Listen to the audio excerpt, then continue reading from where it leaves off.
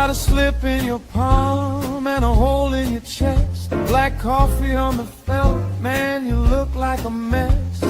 3-team parlay turned to dust in your hand. Now you stare at the chips like they made you this man. But don't you go quiet, don't you fade from the floor. Your name still means something to somebody for sure. Put the glass down, baby. Look at me now.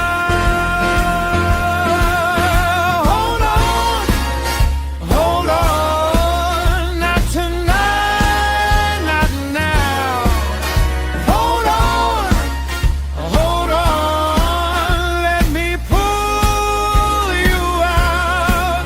That fella bites hard, but it don't get the crown.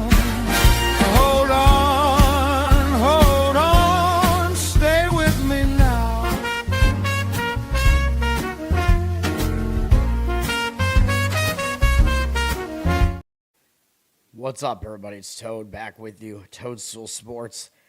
Saturday, July 4th. Happy 4th, everybody. Oh, man, need to trim this beard or something. This is bad. I don't know what to count yesterday as. I'm counting it as a 2-1 day. We got the easy win with the Baltimore Orioles, 3-0 win. I was worried their bullpen was going to blow it, to be honest, even though I factored them in because Cincinnati's bullpen's even worse. But that game was 3-0 for quite a while at the end, and that's how it finished. So we got that win. The Red Sox, Anaheim won. That was a loss because the Red Sox put up a bunch of early runs, and they put it up a 5th run in the 5th inning, I think. So it was going to push before that. And then to just really stick the knife in, the full game went under. Red Sox didn't score any more runs after the 5th inning. They had one 4-run inning, and then they didn't score basically at all after that. They didn't score against Anaheim's bullpen, I don't think. Like, who could predict that? The reason why I gave out the first 5 was Anaheim's bullpen sucks. Red Sox didn't score against them at all, and I think the Red Sox bullpen actually gave up a couple of runs. Or actually, maybe they didn't. I think Bennett was pitching really well. Bennett had like a no-hitter for a while in that game, or a 1-hitter or something, and then maybe he gave up the runs because he was in there for a while. I don't know, but I'm pissed because the full game went under. So if you went full game under 8 or whatever it was, the game landed 7. That really, really pisses me off. Getting the first 5 wrong and then the full game goes under. I think it should have been a winner. I'm pretty pissed about it. Or at the very worst, it should have been a push. Whatever. We did win in the World Cup with Ghana, even though we had to pay juice for that with a +1.5. They lost 1-0, and that was the most likely outcome, to be honest. I did pick Colombia to win that game and their next game in my bracket, but you saw my handicap. It was just the fact that both teams were playing all these low-scoring games. I was like, all right, you're going to give Ghana the +1.5, and Colombia's coming off a big Portugal game. It made sense to me. Colombia did outplay them, but the game was a pretty low-scoring game statistically and whatever, so 1-0. Ghana was able to cover. Yeah, basically at the end, you're just hoping, like, you just need Colombia to not score again, basically, in those remaining minutes of the game there. And at that point, they were protecting pretty much and making sure that they were not going to concede a goal so that they could just finish the game off. So that worked out. And then, I'm not going to count the WNBA game because what do you want me to count it as? I gave it out at 8.5 on the show. 8.5 was a winner. It was basically 7.5s across the board at that point. And I did tell everybody to wait because I thought the line was not going to drop that much further. Like, I legitimately thought that line was basically just assuming that Wilson wasn't going to play, and she didn't. But then when they announced that she wasn't going to play, like, I looked, and I talked about it on my Instagram video, there were 7.5 still out there very briefly. Then it all just crashed down to, like, 4.5. And I said, I still do agree with it, but, like, I did not recommend making a full play on that if you saw my Instagram video. And hopefully, I don't know if I made that clear on the show yesterday, but I said wait. But, like, at 4, there's no way that I personally would have played that at 4.5. I just couldn't do it. So I'm just going to count that as not being a play. I mean, obviously, I can't count it as a win, but every other number lost. And by the way, every number should have won. Chicago was really good in the second half of that game. They played pretty well in the game, and then were good enough in the second half that they overcame the deficit that they were in. They took the lead in the fourth quarter, and if you have them as an underdog, yeah, that's what you want. But then the game went into overtime, and even so, okay, you have a big underdog. It goes into overtime. You're still on the right side. Oh, but what happens? No, they get outscored by 8 in overtime. They commit another foul with like 11 seconds left when they were down 6. So, if you were really late to that, and, if you waited, which I know I did say to wait, but I did not think the line was going to crash to 4.5. Like, really? And yeah, like I said, at that point, I would not have played it. Like, I was trying to get a 7.5. And if you lost on plus 7.5, it was complete bullshit if you lost at that number. They took the game into overtime.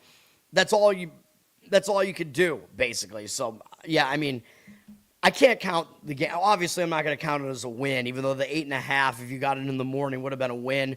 All the numbers, if you'd waited, all those numbers were losers, but I basically had pretty much implied that I would not really be playing it if it was anything below that 7 key number threshold. So I'm going to count it as a no play. Be angry at me about that if you want, but that's what I'm going to do for the show purposes. So 2-1 yesterday. Probably should have won the Red Sox game.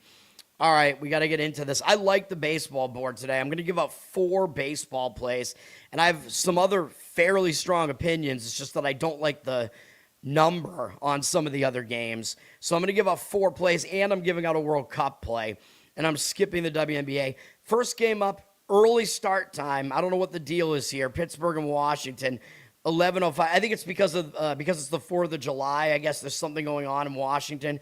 I guess it must be the Freedom 250 thing that's still going on or whatever, so this game's going to be early. So keep that in mind. This is a really early game. It'll probably start before I even finish the show. I'll try to finish the show before that, though.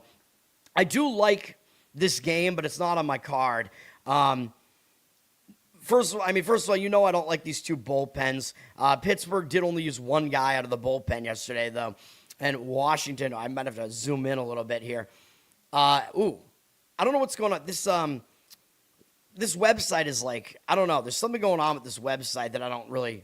All right, that's better. I was going to say, I don't want to have to scroll to see this entire header here. Washington used 4 relief pitchers yesterday. Neither bullpen is good. Washington is worse. They're 26th, arranged by whip. Pittsburgh is 22nd. Both offenses are good. Pittsburgh 2, Washington 4. And, I keep mentioning, this game, this seems like it's going to be an over type of series. Washington won yesterday, and it was an over game. They won 9-5. This game, I like Pittsburgh in this game, but the problem is the price is just kind of ridiculous. Braxton Ashcraft is pitching for Pittsburgh, and he looks like he's all of a sudden getting a huge amount of respect in the market. And the reason, I like him. I think he's a good pitcher, but I've also been making some plays on him because I've been thinking you're getting some value playing on him. But in this game, you're really not, although I think Pittsburgh should win this game. Ashcraft, good, 3.33 ERA, 1.08 whip. He's only slightly worse on the road, 3.49 road ERA. He gave up 5 runs last time against Philadelphia on the road, but he still got a win in that game, and I think he got unlucky. He gave up 5 hits, 1 walk, 8 strikeouts, 3 home runs was really what did him in there, and they still won the game, so whatever. But yeah, Ashcraft, I think he is pitching well. I think he's better than that last start would suggest. He's got a low hit rate, low walk rate, really high, or not really high, but definitely a high strikeout rate. His numbers are good across the board here. And against Washington, he's also good. They only have 18 at-bats against him. Most of their hitters have faced him. 222 average, 578 OPS, 6.2 strikeout walk ratio. So Ashcraft looks like he lines up well here. He's clearly the better pitcher over Zach Littell, who is not good. 5.29 ERA, 1.35 whip. Littell has been really bad at home, 6.15 home ERA, and it's not misleading. He's given up a higher home run rate at home, higher hit rate at home, way higher opponent batting average. This is not good stuff here.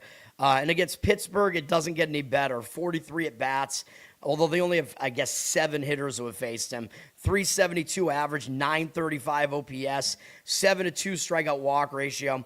Pittsburgh also does have the better bullpen and more rested bullpen here. I like Pittsburgh in this one in the full game. Problem is, money doesn't agree with it, and the line, it's because of the price. Like, you have to lay minus 160 something with Pittsburgh. Dude, I thought you were going to be able to get Pittsburgh at like minus 130 in this game, to be honest. Like, all of a sudden, Ashcraft. Be aware, it looks like Palmquist is now listed for Washington, so I think that's an opener. I think they're putting an opener in front of Littell, so I should have mentioned that. Just be aware that with some of these pitchers that aren't that good, a lot of times these teams will put an opener in front of them. Palmquist, although he is listed as a starter, but no, I think he's going to be an opener. He threw 1 inning last time out against Boston. He's still young, though, and he's got decent numbers so far. Honestly, I don't know what they're doing, but I'm still expecting it'll be Littell in after him, I'm pretty sure. I would still play Pittsburgh in this game if I was going to play it, but the money doesn't agree. 57% of the tickets on Pittsburgh, 54% of the cash on Washington. And the way I would play it is I would go Pittsburgh. I would pick Ashcraft must start and don't pick a Washington starter because, again, I don't know what they're doing here. They might still start Littell. It's pretty unclear, although the game's coming up in an hour and a half. So it looks like, pretty sure it's Palmquist opening and then Littell behind him. I think if you play this, what you got to do, though, is do one of those split bets where you do minus 1.5 on the run line for some of it and then the rest of it on the money line for Pittsburgh or vice versa. You know what I mean. Make your own -1 run line or find a -1 run line. I still think that's the way I would play that on Pittsburgh, but that is not on my card. Minnesota at Yankees as we get into the actual afternoon slate here. Most of the games are at night, by the way. And I think I only have one afternoon game on my card, and it's a late afternoon game. And then all the rest of my games are nighttime, including the World Cup game I'm going to give out, I'm pretty sure. Yankees won yesterday 5-2. I mean, I told you they would bounce back. I thought the game would be higher scoring, but they did bounce back with a win. The Yankees, not that I want to talk about that, but yeah. Yankees used 4 relief pitchers yesterday. Their bullpen is still way better than Minnesota's, even though Minnesota only used 2. Minnesota's ranked second worst. They're very close to being the worst between them and Kansas City. Really bad. Yankees are ranked 4th, and they have the second best bullpen ERA. I don't think they're quite that good, but they are pretty good. Yankees are 6th in offense right now, although I think they're probably a little bit better than that. Minnesota is at least pretty good offensively. They're number 11, which is part of the reason why I thought an over made sense yesterday. Perhaps an over makes sense in this game. We have a really high total here in the Bronx. Zebby is pitching for Minnesota. Zebby Matthews. I actually like him. I think he's actually his career is starting to kind of take off a little bit. 4.15 ERA is whatever, but 1.14 whip is pretty good. He's not good on the road, though. 5.93 road ERA. That's not very good. He's been good recently, though. Like, he had a pretty good month of June. He had 1 bad start in there. It was on the road at Detroit. Since then, he's been good and allowed 2 or fewer earned runs in his last 3 outings. Gone at least 6 innings in all of them. 1 was against the Dodgers. Also on the road at Houston. Not easy assignments, and he did well there. So I do think Matthews is better than people think that he is. He's got a pretty low hit rate here. His walk rate is pretty low as well. His strikeout rate is somewhat low as well, though. So he's not really a huge strikeout pitcher, although his strikeouts have gone up a little bit recently. He's not good against the Yankees, though. However, I will put a caveat in front of that. This is 34 at-bats that he has against them. This was not this year. He hasn't faced them this year. Matthews is clearly better this year than he has been in the past. Like, I think Minnesota rushed him to the majors, and he kind of struggled. So I think he's probably going to be better than what these numbers would suggest, but the Yankees could still hit him, though. You know, they have a 4.12 average against him, 12.97 OPS, 9-2 strikeout walk ratio. So I still wouldn't really want to back Matthews here. He's also not good on the road. Yankees are going with Brendan Beck. Like, who the hell is this guy? Beck doesn't look like he has good numbers so far. He made 1 start so far. He's got a 6 ERA, 1.67 whip. The bad thing about it is it was against Texas, and they're not a very good offense, although it was in New York. Texas is better at hitting on the road, but they're still not a good offense. And he only went 3 innings, allowed 2 runs, 1 strikeout, 3 walks, 2 hits. That's not a good pitching line there. Beck, that was literally his first start in the majors, and he's 27. I looked at his scouting, and he's just, he's not like a high-level prospect. Like, he's considered to kind of just be like a back-end rotation arm when you need a guy in there. He throws like low 90s fastball. He has a very typical Arsenal slider change curve. Nothing really special about it at all. I don't know, man. I mean, I don't know what the Yankees are doing here. I mean, I don't know if they have an injury going on in the rotation. I don't think Beck is going to, stick around too long here. I do think this game probably does look like an over game to me. I think both pitchers could give up some runs here. Money is definitely backing the over. 61% of tickets on the under, 70% of the cash on the over. Total is high, and it is high for a reason. It's 10. The Yankees, I mean, it's a hitter-friendly ballpark, but 10 is still pretty high, even for a game in Yankee Stadium. Yankees are favored, for what that's worth, at about minus 160, but do you really think Beck should be a minus 160 favorite against Matthews, who's at least a more proven pitcher at this point? I don't think so, and the money seems to not think so either. 75% of the tickets on the Yankees, 51% of the cash playing Minnesota as an underdog. If you play Minnesota, I would do it in the first 5. I would play Minnesota like plus a half run or whatever on the spread in the first 5. I would not go full game because their bullpen is god-awful. But I think an over makes more sense here. You got two pretty questionable pitchers here, one really bad bullpen, and the Yankees' bullpen is not really rested. So I think over is the better way to play that. Mr. Pinsey, what's up? Lucky day. I don't believe in luck. I think, dude, I was unlucky yesterday. Every one of my plays should have been a win. The Sky should have been a win regardless of what number you played them at, if you played them. The under in the Red Sox game should have happened in the first 5. It happened in the full game. Royals, no. Royals, they may have a chance today. They got Walker pitching at home, so they at least have a chance. And then my 2 winners. I mean, the luckiest play that I had yesterday was one of the winners, the Ghana. The Ghana one was probably the luckiest out of all 3 of those. And then, 2 of both losses, if you want to call them losses, were unlucky. No, I'm not going to bet on Joey Chestnut.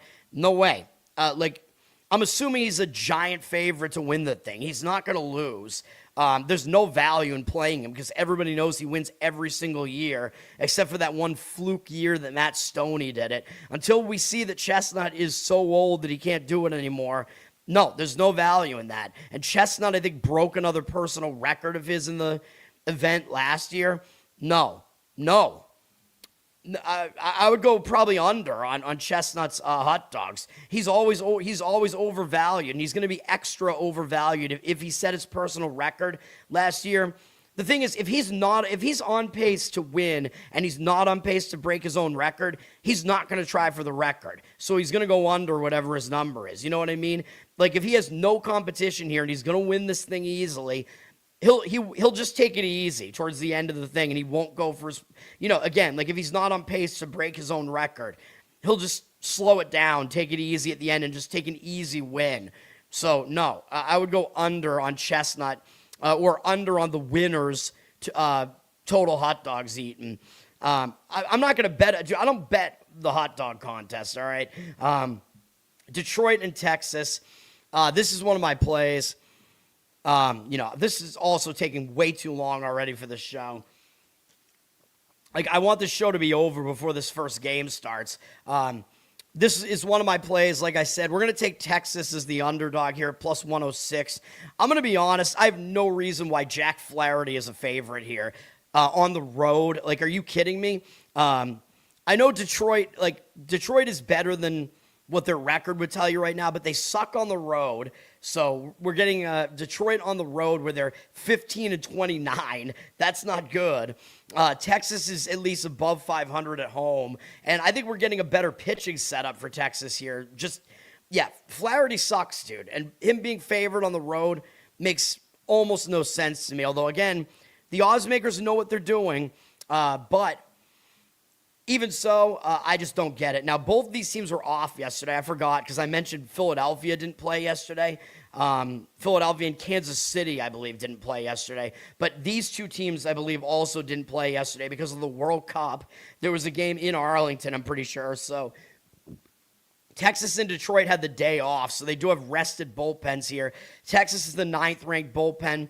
Detroit is 19th. They're not too bad, but Texas is definitely better. Neither offense is that good. Detroit is 20th or 19th now, excuse me. Texas is actually 16th now. I'm not really buying that, though. Texas's offense is not really that good, and they're not good at home. But we're backing Texas here because I think that they at least set up pretty well here. They have the better bullpen still, so we're rolling with their bullpen. And we're going to fade Jack Flaherty, like I said. I mean, he's not good. 4.97 ERA. His whip is really bad, 1.53. That indicates that his ERA should probably be higher. He's basically bad both home and away. He's even worse on the road, though. 5.04 road ERA with a higher... His opponent batting average on the road is actually way worse at 3.02, whereas it's 2.15 at home, so... He's actually probably better at home in the kind of a misleading way, but on the road, he legitimately sucks on the road. He has a ridiculously bad walk rate on the road. His home run rate is also bad. He was good in his last outing against Houston. I'm not going to put too much weight into that, though. His walk rate has gone down recently, but he did face, Cleveland in the start before then and didn't even make it more than 3 innings. Yeah, I don't know, man. I don't think Flaherty's very good. His hit rate is a little bit too high. His walk rate is definitely too high. His strikeout rate is good. He actually does strike guys out, but I'm not going to trust him, and he does not have good numbers against Texas, which is not a good sign because they're not a good offense. He's got 77 at-bats against them. They have a 260 average, which isn't that high, but they hit him for power. They got 7 home runs off him. Jock Peterson definitely does damage against him.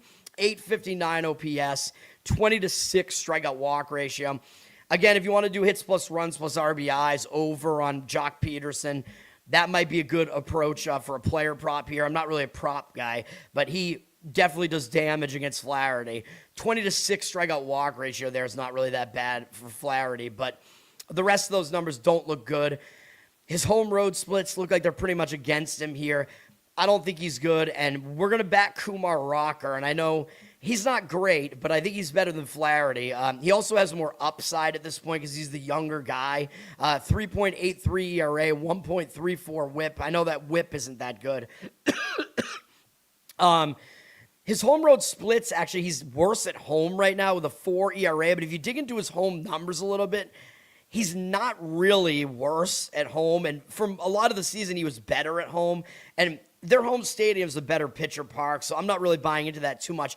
Rocker has actually been a little bit better over his last 2 starts. They're actually both on the road, though, against Miami and Toronto, and those are not very good offenses. Miami's offense has been better than you would think, I guess, but he did well, though. He got his walk rate down. He had 14 strikeouts and 1 walk across those 11 innings and only gave up 2 runs on 9 hits, so he is in pretty good form over those last couple outings. Overall, he's got a pretty low hit rate. His walk rate is still too high. Strikeout rate isn't great, but that's not exactly his thing. Numbers against Detroit, though, looking pretty good. 21 at-bats. It's not a huge sample. Only 1 extra base hit, which is Dylan Dingler, everybody's favorite. Dylan Dinger. 5 strikeouts, no walks here. 190 average allowed, 524 OPS. Those are good numbers from Rocker, so I'll rock with Rocker in this one, man. The money seems to very much agree with this. Detroit has 53% of the tickets. Public is on Detroit, man, because I guess they don't like Texas's offense. They know Flaherty's name. Whatever the case is, Detroit's been playing better recently. They just swept the Yankees, man. Oh, and that's the other thing. That's the last thing Detroit did, right? Yeah, oh no, Detroit lost to Texas, my mistake. I was going to say Detroit's coming off sweeping the Yankees, but no, my mistake. They did lose to Texas 2 days ago in the first game of the series, but I don't care. I think this is a matchup thing. 71% of the cash on Texas, by the way. Again, I don't really get why Detroit is favored here at minus 116 or something. I think these teams are not far apart as far as which team is the better team. like Detroit's probably a little bit better offensively. Texas is the better pitching team. You get the better bullpen behind you with Texas here. And I think you get the better starter here as well, probably in a better matchup here and in the better home road splits, in my opinion. I think that all favors Texas here. So, and the money agrees, so we're going with Texas in that one. Total is at 8. I know I talk a lot about unders. Like, I was thinking this could be an under type of series. I believe we lost on the under in the first game. Yeah, we lost on the under in the first game of that series thanks to Framber Valdez. But Texas does typically play a lot of low-scoring games at home. Total is at 8 in that one, so not exactly expecting the lowest scoring game there. And by the way, I did forget to go through Zach Littell. I forgot to go through his overall numbers. I think I jumped the gun on that. But Littell gives up a really high hit rate. His walk rate is fine. He doesn't really walk guys, but he never strikes guys out, basically. His strikeout rate's really low, and he has one of the highest home run rates in baseball. Zach Littell gives up a ton of home runs, so assuming he is pitching after that opener in Washington there, yeah, I think he's going to get lit up. I still lean Pittsburgh in that one. It's just the price on them doesn't make any sense. It doesn't make enough sense to play it, I should say.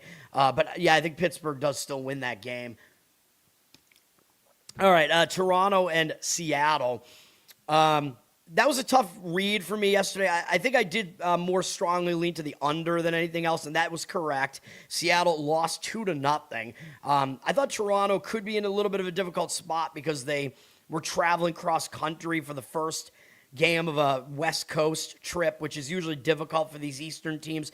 Plus, Seattle's got revenge on mine because remember, Toronto knocked Seattle out of the playoffs last year to get to the World Series. So Seattle, they're going to have their eye on this series, and even more so after losing the first game. Seattle's going to be motivated here, man. Although if you want Seattle, you got to pay a price for it. And I actually don't love the way the matchup looks for Seattle, even though I do like their starting pitcher, not in this matchup. Seattle used 3 relief pitchers yesterday. Toronto used 2. These are both decent bullpens. I think Seattle's is still better, even though they're 18th and the Blue Jays are 10th. Seattle's ERA is better, and I think they have better arms in their bullpen. But both bullpens are pretty good. Seattle is 27th offensively. They've really struggled offensively recently. I think they're going to move up again at some point. Blue Jays 23rd. I think the Blue Jays are legitimately the worst of these two offenses, though. Blue Jays are going to be going with Shane Bieber here. Bieber, I mean, we know he's dealt with injuries, man, recently. He's still not that old at 31, but he's missed a lot of time over the last couple of seasons because of injuries. He just can't stay healthy, but when he is healthy, he's good. Like, he's been good throughout his career, including last year, that brief period where he was healthy. He was good last year. So what do we do with Bieber here? I don't know. He's only made 2 starts this season. Wasn't great. 6 ERA, 2 whip. They were both at home. He was somewhat better in his last start, which was against Texas. They're not a good offense, though. Although, again, better on the road, and that's where they were there. His first start against Houston, he really got lit up.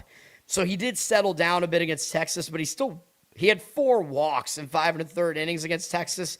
That's not exactly a good sign. So I'm kind of waiting with Bieber here because he's good, and at some point I expect that he's going to return to form here, but it hasn't happened yet. Maybe it could happen here, though, because this is a pitcher-friendly ballpark here, and he does have good numbers against Seattle in his career, 75 at-bats. Mostly it's just all the long-timers in their lineup have a bunch of at-bats against him. 213 average, 502 OPS, really good 34-5 strikeout-walk ratio. So he has pretty dominant numbers against Seattle. Again, the question is, how healthy is he right now? He's going up against Logan Gilbert, who obviously has had the better season so far. 3.42 ERA, 1.01 whip. Gilbert has not been as good at home, though. I don't know what's going on with his home numbers. 4.63 home ERA, because for some reason he's allowed a bunch of home runs in a park that limits home runs. Makes no sense, but I talked about that because I backed Gilbert. I think, what did I do? I think I gave out an under, I want to say, in one of these games. I think it was this Baltimore game. I think I gave out an under. Maybe I did it in the Boston one, too. I forget. But Gilbert has been better at home recently. His last 3 home starts have all been good. So I don't know what was going on with him, man, with those home run numbers, but those home run numbers have definitely dropped recently. He only allowed 1 in his last 2 starts combined at home. Pitched pretty well on the road against Cleveland last time out. Got unlucky to allow 4 runs, in my opinion, in that one. Went 7 innings, 7 strikeouts, no walks. So, yeah, I think Gilbert is good. He's got a high strikeout rate, low hit rate, low walk rate, too. So there's nothing to really dislike here, except he doesn't do well against Toronto. In 79 at-bats, 316 average, 860 OPS, 13-3 strikeout-walk ratio. Guerrero and Kirk both do a pretty decent amount of damage against him. And Lucas does as well. So do what you want with that. But, player prop potential with a couple of those guys there maybe for the overs. I'm staying away from this game. The total's low, and probably rightfully so. I mean, on the surface, at least, it does look like it should be a good pitching matchup here. Totals at 7.5. I mean, it is a home game in Seattle, so kind of makes sense. The money's backing the over a bit, though. 65% of tickets, 75% of the cash on the over. The money is also backing Toronto. 74% of tickets on Seattle, 68% of the cash on Toronto. Now, I think part of the reason for that is that Bieber, I think, is going to return to some sort of form at some point. And dude, I don't even know if Bieber has ever been an underdog like this, except for maybe like before he was established at all. Seattle's laying minus 160 here in what looks like a pretty, you could argue this is a pretty close pitching matchup here. Like, these are both good pitchers. And again, Bieber has the way better matchup stats here. So I think I probably do agree that there is probably some value looking towards the Blue Jays here. And you'll get them, like, you could do, I would do it first 5, though, probably, because I do think Seattle has a little bit of a better bullpen. Although, I wouldn't really disagree with you on the full game either, though, if you wanted to do, like, Blue Jays, part of it on the plus 1.5 run line and the rest of it on the money line. You know what I mean? Something like that. Or just fire on Toronto's money line. Just go for it. Balls to the wall. Like you do sometimes with these money line sports. Maybe something like that. I still slightly lean towards an under in this game too. But yeah, I think Toronto might be able to hang in there and get you there with that one. And maybe a first 5 plus a half run makes sense. Baltimore and Cincinnati. Yeah, boy. Look at this pitching matchup. All right.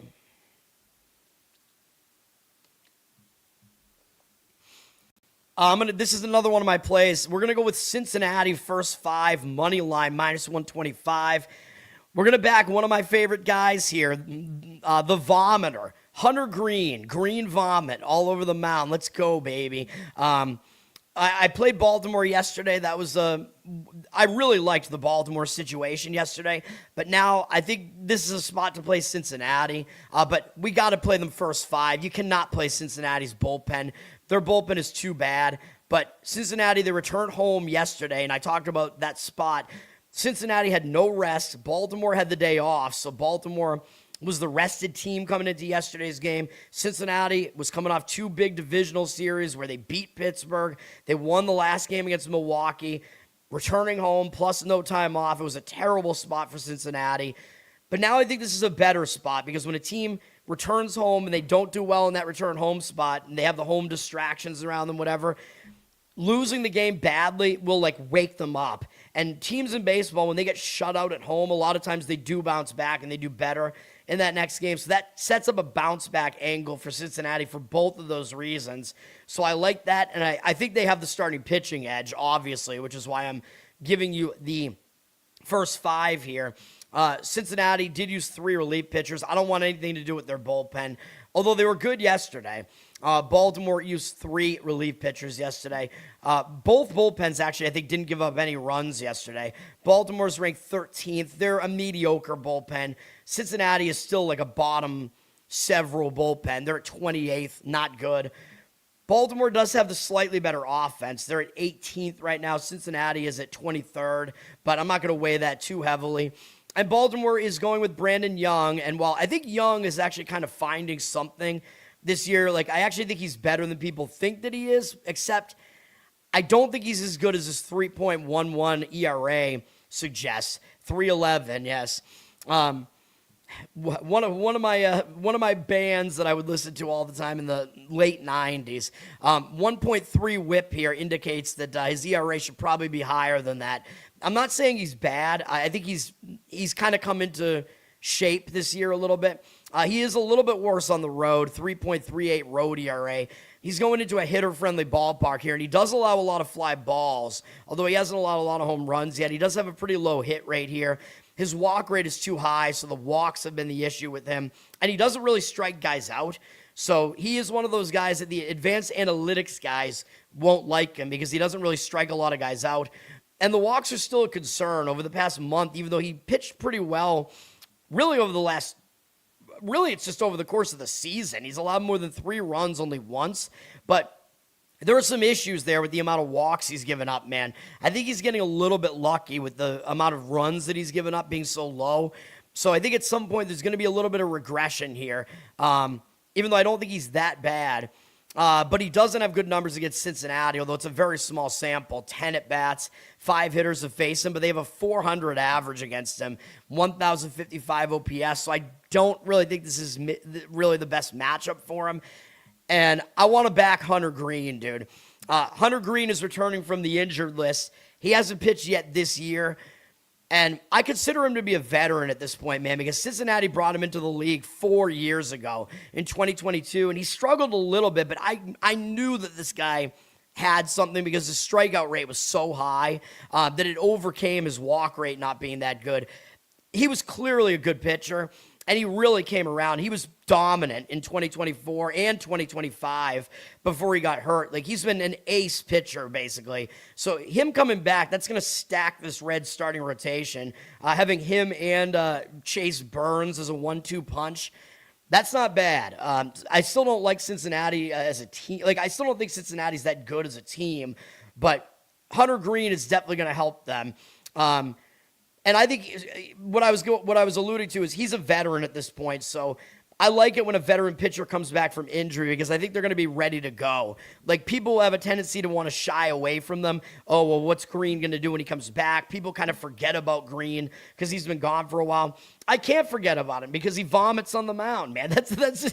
Sorry, I keep mentioning it, but that's kind of what he's known for at this point. The vomit ball. Anyway, I think that he's going to be excited to get back out there, man, after missing a pretty large chunk of time. I think he's going to be ready to go, and I looked at what he did in his rehab stints. He pitched a little bit in single A in the minors, and then he went to triple A. He was completely dominant. He gave up no runs in like 14 innings across single A and triple A, and he hardly put anybody on base. Like, I think he only put like 4 guys on base, either via the hit or the walk. His strikeout rate wasn't that high, so I will say that. But, yeah, I mean, he was pretty much lights out in his rehab stuff, so I think he's ready to go. I don't remember what his splits looked like last year. He was really good at home, so good thing I reminded myself. Last year, he had a 1.5 home ERA, so he was really good at home last year. So, yeah, let's roll with it. I like Hunter Greene. He is a strong pitcher, dude. And the money, I think, is backing this as well. Let me see. Because I think the public just doesn't really want anything to do with Cincinnati with the way they've been playing recently. But let me see. I mean, they're in last place now in their division, although I think they might be the worst team in that division. Yeah, 53% of the tickets on Baltimore and 78% of the cash on Cincinnati. So the money is heavily backing Cincinnati. And the price in the first 5 is not that much higher than it is in the full game. Full games like minus 122, minus 125 is out there. I saw the first 5, I saw anywhere between 125 and like minus 135. I think it's worth it. You got to exclude Cincinnati's bullpen, man. And really, I was surprised that you weren't having to pay that much more for it. So we're going to back Hunter Greene in the first 5 there. That's my second play. What do you mean you got burnt? You found the Sky plus 8. Well, at least you got a good number on that. They should have won the game outright, dude. I'm pissed about that. Why'd you play Ghana plus 1? Dude, I told you to just lay the juice on the plus 1.5. Yeah. Gerald, yes. Yankees in Colorado, yes. It was a 2-1 day for me on the show. I'm counting I'm not counting the Sky as a play because the number just wasn't there anymore. So that would be unfair because I gave it out at 8.5 on the show. But I told everybody to wait. So I did not think the line was going to fall that far. And if you did play Chicago, you got screwed. They should have covered every number. I mean, they took the game into overtime. Yeah, so I don't know what else to say about that. I would not have had my money on Colorado, though. I mean, that's just... Yeah, I mean, you must not really care about your money if that's what you did. Even though I know I leaned that way and they won, but that was like, that play seemed a little bit psycho to me. Like, that game was way too unpredictable for me to actually do that. Especially Logan Webb, I know he had bad numbers. You didn't even know if Webb was going to start the game, and he did, and he is San Francisco's best pitcher. He does have bad numbers against the Rockies, but I don't really know why, because he's a ground ball pitcher. Should be good in Coors Field, but he was bad again against the Rockies. But, dude, I did not really want to fade Webb there, even though I did say, yeah, you know, maybe you just... I know what I said. I mean, I did lean to Colorado in that game, but, like, I think you'd have to be a crazy person to actually make that play. And I liked it more if Webb wasn't going to pitch, although you would have gotten a worse number on it. Next game is also a play. I got to get this show done, dude, preferably before this first game starts. We're going to go, what game is this? What game am I talking about? Oh, yeah, White Sox and Cleveland. We're going to go under in the first 5 here. I found a 4 on this at minus 105. I think that's a good number on this. I got to exclude the bullpens here, man, even though I don't necessarily hate these bullpens. And I've backed Cleveland's bullpen numerous times at home, especially because Cleveland has low-scoring home games. But the problem is these teams played into extra innings yesterday, so the bullpens got wiped out. Like Cleveland used a couple of their better pitchers out of the bullpen yesterday. They used 5 relief pitchers. The White Sox, even worse scenario, they used 6, and they're the lesser of the 2 bullpens too. So I got to exclude these bullpens. Even though the White Sox bullpen ERA actually isn't too bad, and they're ranked 20th. Cleveland is ranked 15th. Their bullpen is all right as well. But, yeah, I mean, after the extra inning game and a lot of usage, I'm only going to focus on the starting pitching. I gave you guys a winner with this same starting pitching matchup in Chicago last week, and now I know that does mean that both these pitchers just face these offenses, and I know that I always talk about how when an offense sees a pitcher again, like basically right away, the offense tends to have a little bit of an advantage because they just saw them and they get to adjust to it.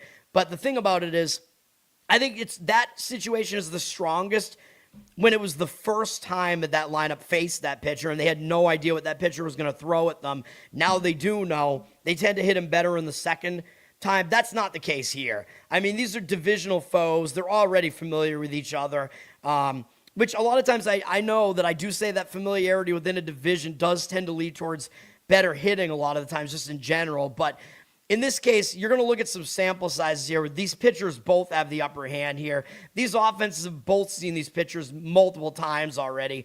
So I still think it's going to be an under. Sean Burke is pitching for the White Sox. 3.69 ERA, 1.22 whip. He's been good on the road, 3.11 road ERA. So I actually like this bet. Like, I liked the under in Chicago.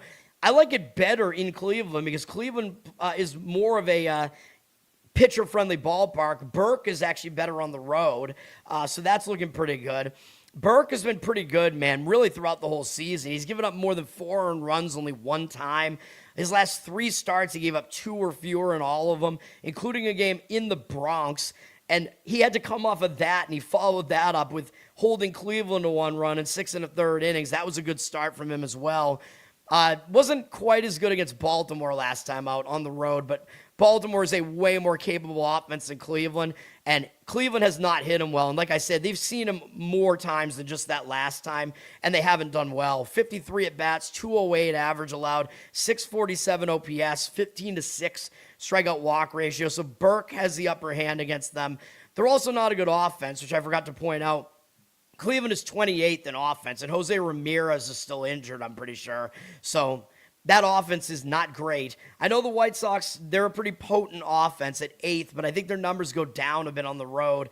And they have to contend with Parker Messick, who is one of Cleveland's best pitchers, probably their best.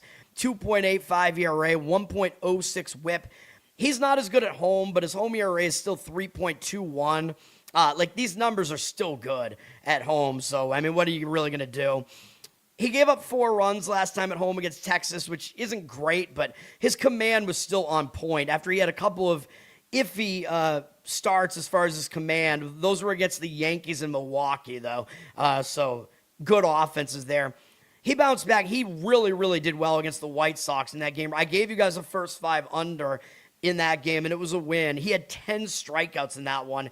That was this same pitching matchup, as I mentioned. He only gave up 3 hits in 7 2/3 innings there, so he was actually unlucky to give up 2 runs there.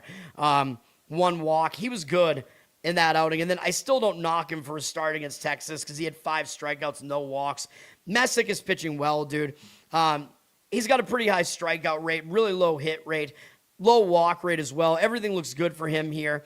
Against the White Sox, he's got really good numbers. And again, it's not just that one start. They've seen him multiple times. 34 at-bats, 12 strikeouts, 1 walk, 118 average, 378 OPS. Yeah, they have not put together a lot of offense against him. So I like how this sets up. And for Burke, by the way, just for his overview real quick, he's got a pretty low hit rate. His walk rate is a little bit high. Strikeout rate is also high. So Burke has really kind of come into some sort of form this year. I'm kind of surprised by it because, I don't know, I mean, he was okay before, but this year he's been better. So it's interesting. But yes, we're backing the under in the first 5 here. I think the money agrees with all of my plays today, by the way, and it is agreeing with this as well. 60% of the tickets on the over, 65% actually, 72% of the cash on the under, however. So the total looks like it has a pros versus Joe split on it. Total is low on the full game, 7.5. So I wasn't sure that you'd be able to find a 4, but I did. So hopefully you can find a 4. It was at a good price too. Like I would probably get up to about -120 even to get the under 4 here. I think it is worth it. Every half run matters in the first 5 because, of course, it can be tied at the end of 5. The money's also back in the White Sox, which I don't know about that. 66% of tickets on Cleveland, 77% of the cash on the White Sox. I think it's probably because of the price. Cleveland is about -140 something here. Messick is good, but maybe the professional money's kind of saying, well, Burke isn't that much worse. So this should be a close enough game that maybe there's value looking towards the dog here. But Cleveland does have the better bullpen. I don't know. If you're going to go with the side, if you were going to take a shot with the White Sox, I would only do it in the first 5. But like I said throughout this series, like I said yesterday, I was correct about Cleveland winning yesterday, although it was close. I didn't wind up putting it on my card, but I liked it. Cleveland, they had their other good pitcher on the mound yesterday, Gavin Williams, and Cleveland was favored. And I said, well, I thought that the public would be on the White Sox throughout the series because the White Sox, they're the better hitting team, so people perceive them to be the better team, you know what I mean? So I was like, well, the public is going to like the White Sox, seeing them as an underdog, although it looks like that's not the case in this game, which kind of surprises me. But Cleveland has won both games in the series so far. They've only won each game by 1 run, though. The White Sox, I mean, because they've lost both games in the series, there might be a little bit of a motivational angle there maybe, but under first 5 is my play there. Didn't have +1. Wait, what? What are you talking about? Dude, you got to get multiple books, man. Most books don't offer a +1, so I don't know what book that was. Like, the biggest books, they try to fuck you. Like, they don't want to give you the +1 because you can get a better, price on it. You know what I mean? So they give you just only the halves. If you look at the alternate lines on, DK and FD and whatever, I don't know what we're talking about here. Yeah, dude, like I said, don't listen to me. Although my plays that I'm giving out are all my strongest plays. All right, my last baseball play is the next game, best bet segment.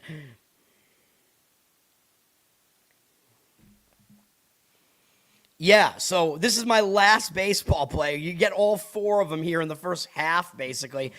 Under in Tampa Bay and Houston. I'm going full game on this, 7.5. You get the hook here at -120.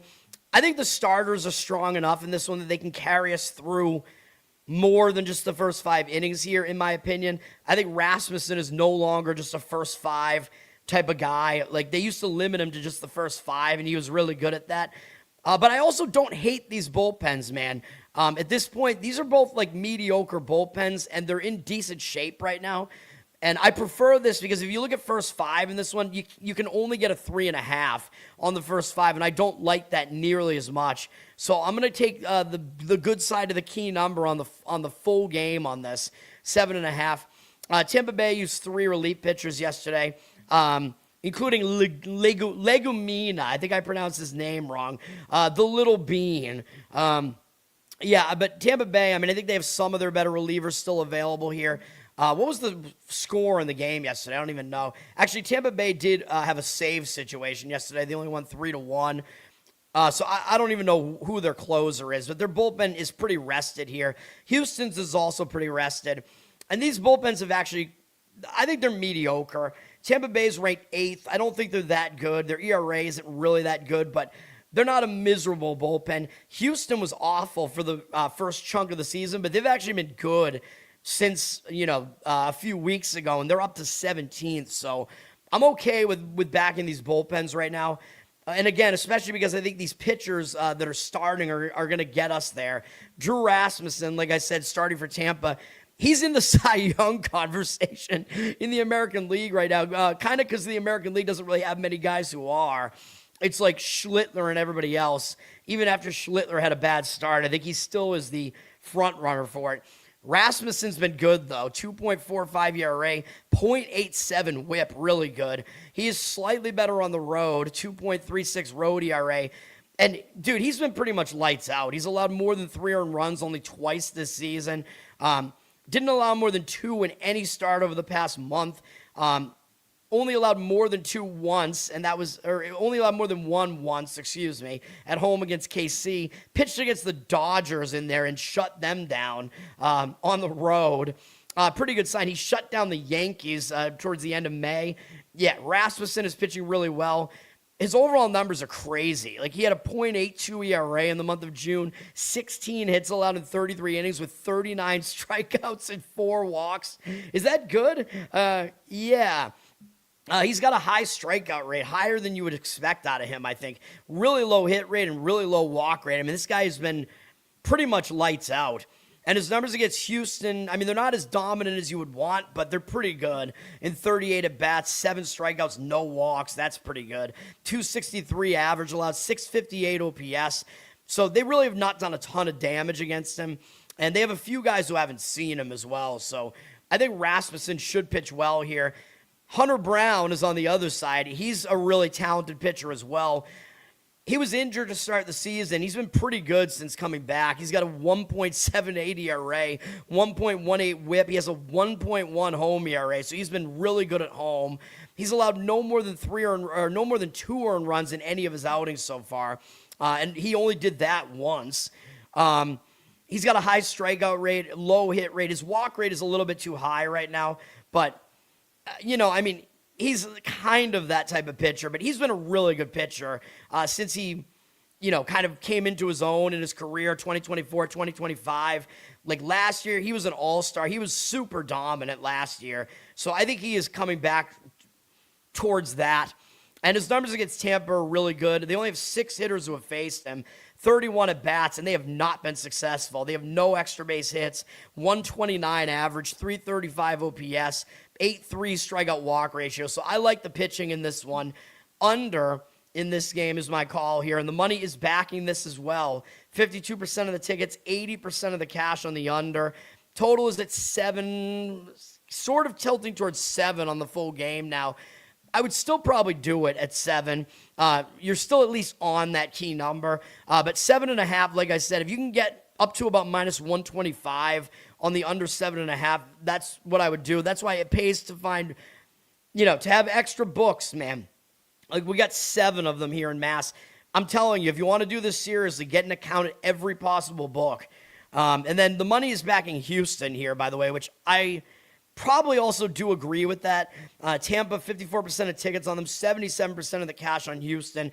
Like I said yesterday, I think Tampa's overrated right now because everybody's looking, oh my God, they have the best record in the American League.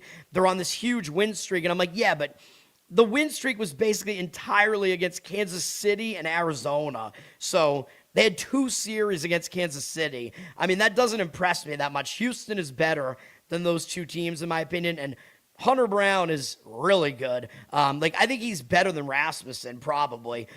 So, yeah, I don't really disagree with Houston. And as far as the offenses, Tampa is ranked 8th, tied with the White Sox. Houston has fallen to 14th, tied with the Cardinals. But I think you can make the argument that Houston is the better offensive team here. I don't think it's really clear which one of the offenses is really better. All right. Social Security. Well, that's the thing, man. Yeah, I mean, if you're gonna be betting, it's like a job, dude. You have to give your job that information as well.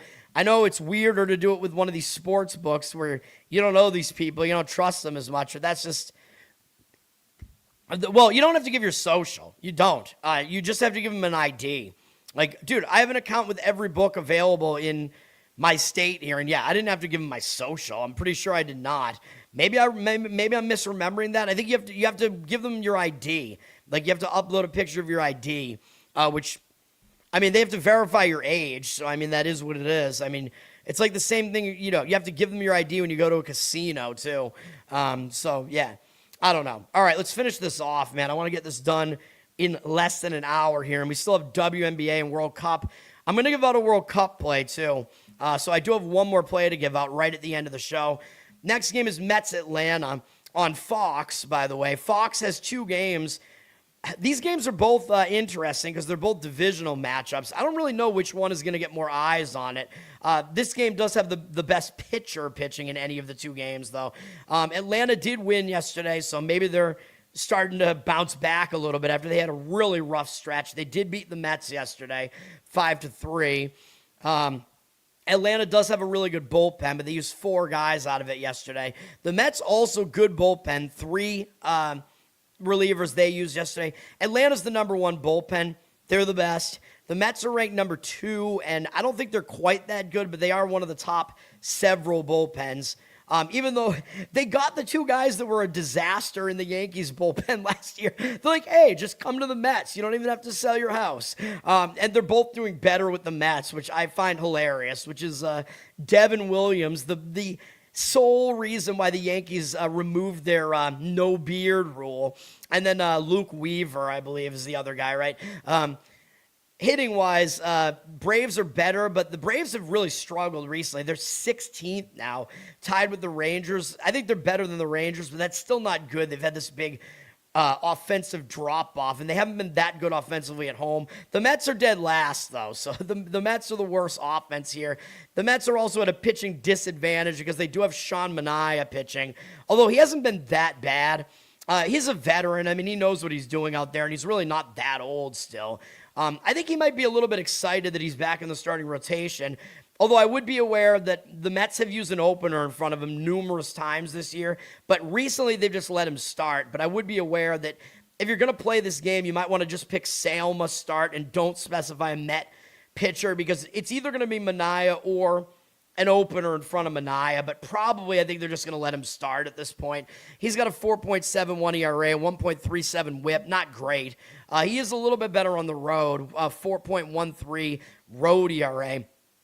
He's allowed no more than 3 earned runs in any of his starts here. He hasn't been that bad. He actually was good against Atlanta at home back on June 13th. 6 innings, 2 earned runs, allowed 4 hits, 6 strikeouts, no walks. So Manaea actually was able to handle this offense, and it was Atlanta on the road where they hit better. So that's a good sign. Manaea has been able to make it 5 innings in the majority of these outings.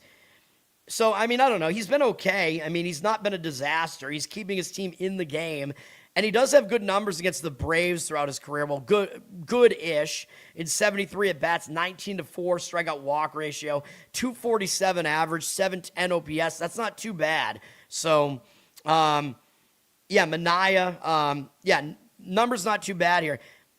Yeah, NH. Dude, I'm surprised because I know that your one book is DK. They have a monopoly in NH. The Libertarian Paradise, they have a state-run liquor store monopoly. They have extremely high property tax, and they have a monopoly on the on online sports books. Doing well there, New Hampshire. Yeah, I know. Like, and yeah, DK. You want more options than just DK. I'll tell you that. Like, I know because I have 7 books here. I find better numbers all the time at the M Lion book, the Roman Emperor C book, and the book that starts with a B that's a gym that sometimes their app malfunctions on me. Those 3 books give you the better numbers usually. And the book that is the scoreboard book that used to be owned by ESPN, if you know what I'm talking about. That book gives you some good numbers sometimes too. So, yeah, DK and FD tend to have the worst numbers out of all those books. Although I will also make plays at those places too. I mean, because you have to. And sometimes, sometimes you'll get kicked off of certain books. But yeah, I'm surprised. I thought DK didn't give you the +1s in soccer. You know what I mean? I understand why you did that to get the price down. But yeah, I don't know. For some reason, I just felt that game was going to be a 1-0 Columbia win. I don't know why. I do know why. It just, a lot of things kind of pointed at that being what was going to happen. Although, of course, picking the exact score, a lot of different freak things can happen. Anyway, Chris Sale is pitching for Atlanta. Obviously, we know he's an ace. 2.1 ERA, 1.08 whip. Really good at home, 1.09 home ERA. He's been really good over the course of the whole season. He's given up more than 2 earned runs only 1 time. Hasn't faced the Mets, I don't think, this year. So somehow he's not wound up having his turn come up during their series. He's got a low hit rate, low walk rate, high strikeout rate. All the right things. Numbers against the Mets are also good. In 67 at-bats, 20-2 strikeout walk ratio, 239 average, 664 OPS. For Manaea, by the way, I should point out that his walk rate is the main issue with him. His hit rate is actually not great, but his walk rate is just way too high. And he does still have a decent strikeout rate, so just throwing that out there. Manaea still has something on his stuff. I think this game looks like an under to me. I think both pitchers could do decent here. They have decent matchup numbers here. Both bullpens are pretty good, so yeah, I lean under in this one. It's not on my card or anything, but Manaea, he's obviously the bigger question mark here. 58% of the tickets and 87% of the cash on the over, though. But Atlanta's also been struggling offensively, man. So you got 2 offenses that might not be in peak form here. Totals at 8, which is exactly where the game landed yesterday. So yeah, I lean under. And the money is also heavily coming in on the Mets. I think it's just because Sale, you always have a huge price tag on Sale. There is never a sale on him unless he's going up against like the Dodgers or something. Minus 174 on Atlanta here. 90% of the tickets on them. 62% of the cash on the Mets. The public action will be on Atlanta. Although the public doesn't love laying these huge money lines. But I understand why the money's on the Mets. I think if you think it's going to be kind of a lower scoring, closer game, maybe the Mets have a chance to kind of hang around in that game. And just, it really, again, knowing how the professionals bet, I think a lot of that action is just because they're looking for value. And they're like, yeah, Sale is overvalued, so fade that number, basically, you know what I mean? But I dig into it deeper than that. The other Fox game is also a divisional game, St. Louis and the Cubs. Which reminds me of back in the 90s when we were watching the Sosa-McGuire home run race. I was correct about the over in the game yesterday, but I did not see it being a 17-1 St. Louis win, with St. Louis not giving up any runs out of their bullpen. Yeah, I didn't see that one happening, although David Peterson, that guy is awful, so I did predict that correctly. Cubs used 3 relief pitchers. The relief pitchers might have gotten a little bit of a break because the bullpen was just, because the game was just out of control. So I think in a game like that, like position players will come in and pitch, you know what I mean? It just gets out of control. But it does save the bullpens usually. St. Louis used 2. So in a lopsided blowout like that, a lot of times you can look for the bullpens to be in good shape coming into the next game. This game here looks like it should be a Cubs win, based on the starting pitching, which I'll talk about in a minute. The Cubs still have the better bullpen as well. They're ranked 12th. They're an okay bullpen. St. Louis, not as good. They are 21st. They're not horrible, though. Cubs are 5th in offense still, even after yesterday, because the Cubs scored 23 runs in the prior game. So that'll help your numbers out. St. Louis is somewhere in the middle. They're 14th, tied with Houston, but that was after their explosion yesterday. And, of course, I do not like their pitcher going today, Kyle Leahy for the Cardinals. He's not good. 4.09 ERA, 1.48 whip, not very good. Whip indicates his ERA should be higher. He also has been bad on the road. He's been much worse on the road. 5.35 road ERA, so that doesn't look good for him. He had one start against the Cubs at home where he pitches better back in late May, and he didn't make it 5 innings in that one. I think maybe they just had him on a pitch count or something because he only allowed 1 run, so it wasn't really that bad, but they took him out for some reason. Leahy, I mean, he's been okay over the last month or so, but his walk rate has still been a little bit higher than you want to see. He's got a high hit rate on the season, which isn't good. His walk rate's still too high. Strikeout rate is pretty low. He doesn't really strike guys out. Yeah, I mean, he's just kind of a back-end rotation type of guy. His numbers against Chicago, against the Cubs, are not as bad as you would think, although I don't think that they're excellent.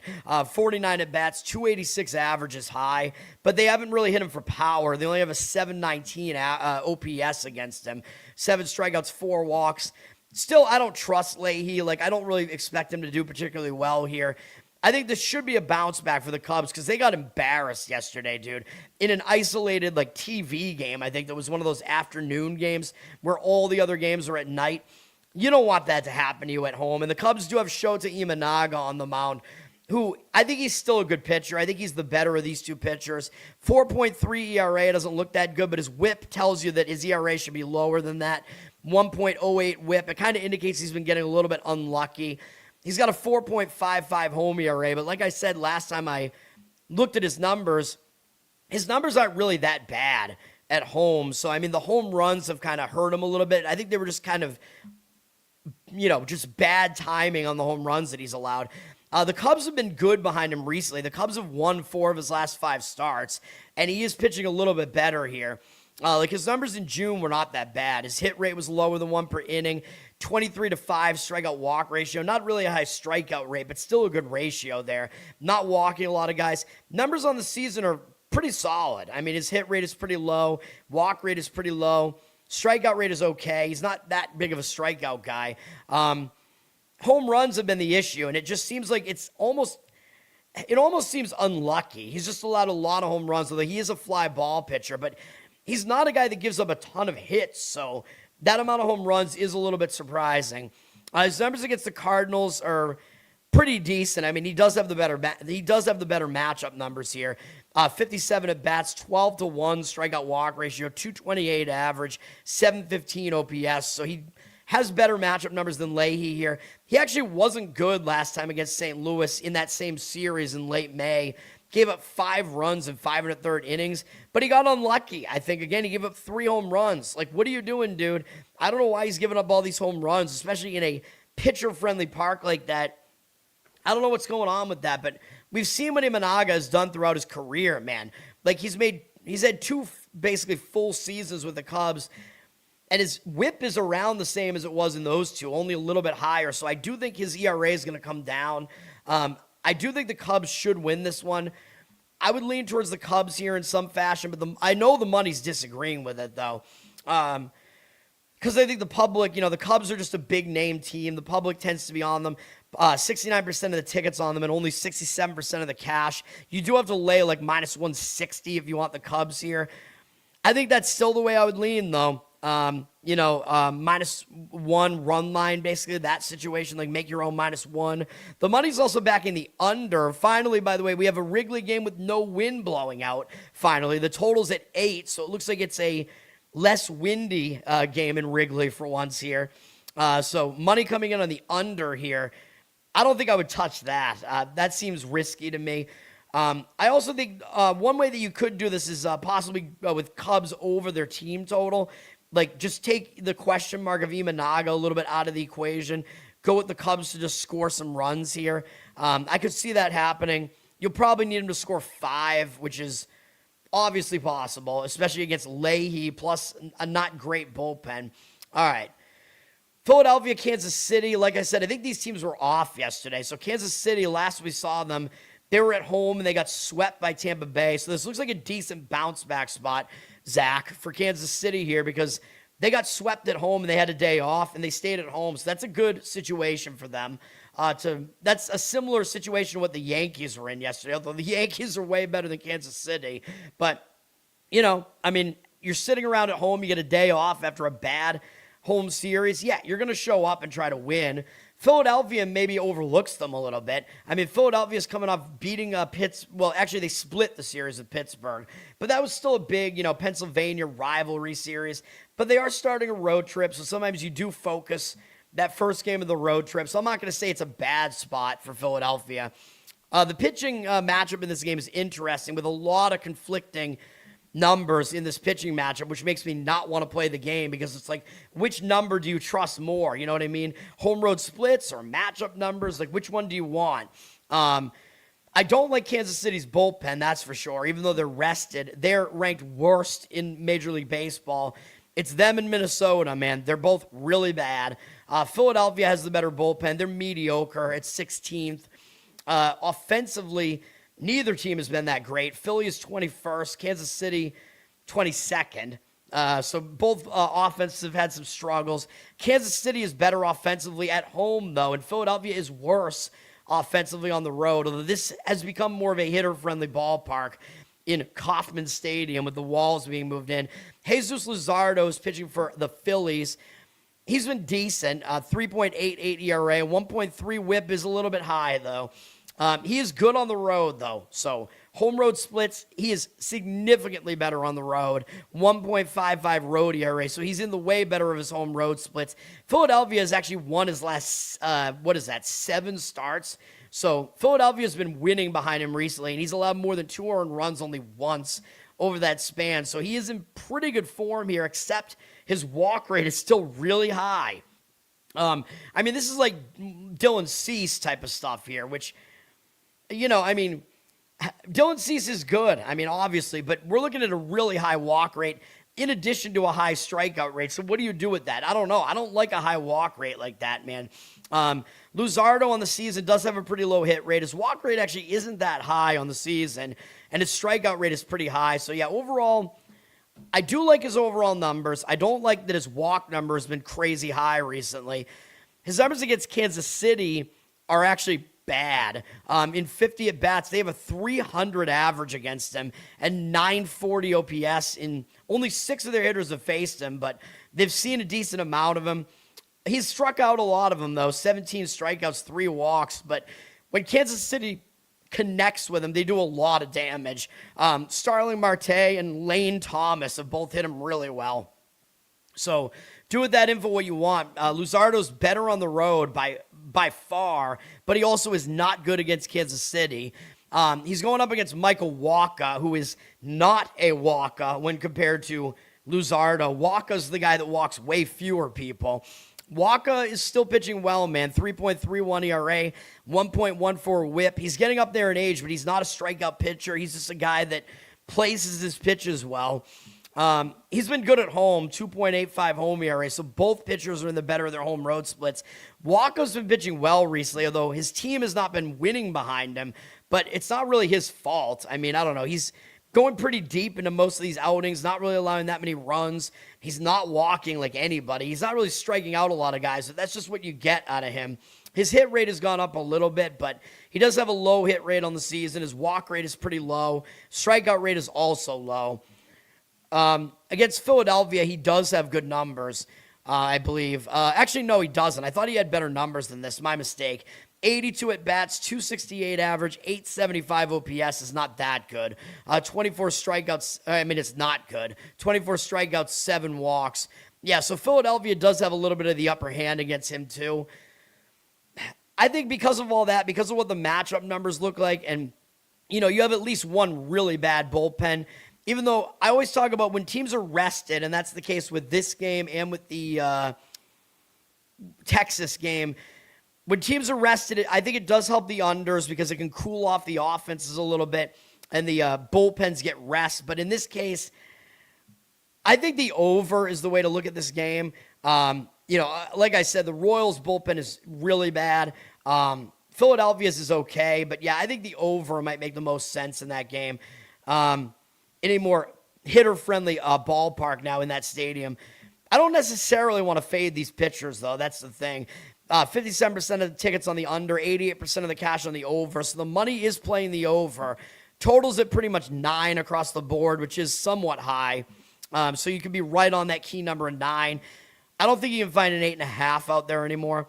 And as far as the market read here, I don't know what's going on. We don't see the money line here. This site is fucked up right now, and it has the spread on Philadelphia. So if you want to lay the -1.5 run line on Philadelphia, you can get that at about plus 105. 71% of tickets, 93% of the cash on Philly. So the money is backing Philly. I'm not so sure about that. I don't know, man. I think if you're going to back Kansas City, though, what I will say is you should do it in the first 5. You cannot back Kansas City's bullpen. But I think if you want to back Kansas City, you get them as a pretty big underdog in the first 5. And I think Walker can match up okay against Luzardo at least. Like, I don't think there's a huge I don't think there's a huge disparity in this matchup here. You know what I mean? So there might be some value in looking towards Kansas City as a dog in the first 5. But yeah, I'm not going to play that game. And I think over is the better look there. I'm going to be right back. I'll finish this off, and my only play remaining is in the World Cup, but I'll be right back.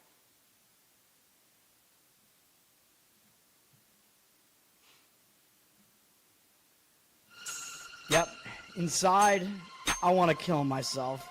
We are on an 0-7 run over the last 2 days. After tonight was just complete bullshit.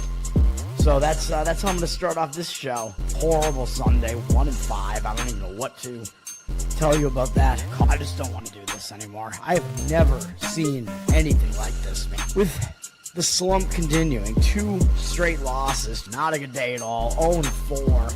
I just have not had a good season, man. What can this slump that I'm on? The slump continues. I've reached a new peak, actually. I'm going to burn my Bruins hat, man. I don't know what is going on with the Bruins. March 8th, is that what it is? I don't even know. It's March 9th, I think. Who even knows, man?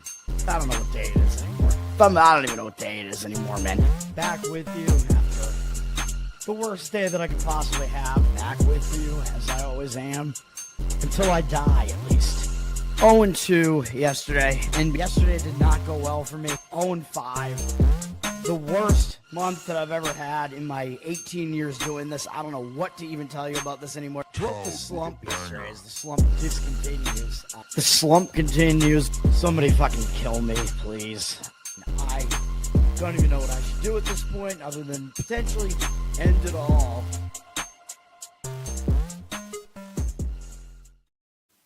All right.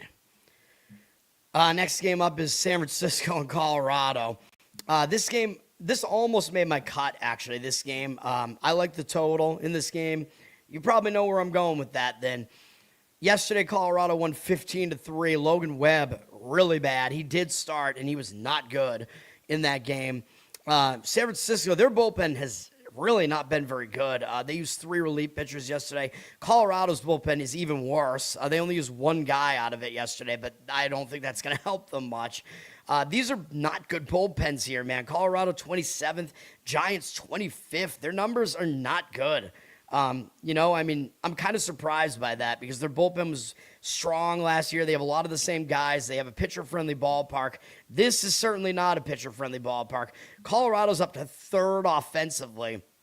I don't think they're that good, but they do have young, talented hitters. They're hitting well right now.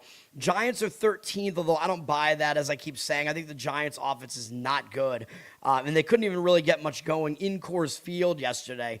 But Feltner pitched for Colorado. Feltner is actually probably their best pitcher. Looking at the pitching matchup here, Robbie Ray is going for San Francisco. He's all right, 3.39 ERA, 1.22 whip, but I do not like how he sets up in this matchup. He's significantly worse on the road, so that does make sense. The Giants pitch in a pitcher-friendly environment. Giants pitchers do at home. He's got a 4.54 road ERA, so he's not as good on the road. He is in pretty good form right now, though. He's given up no earned runs over his last 3 starts, picked up a win in all of them, and those starts are against the Braves and the A's. So those are good offenses, and he was able to shut them down.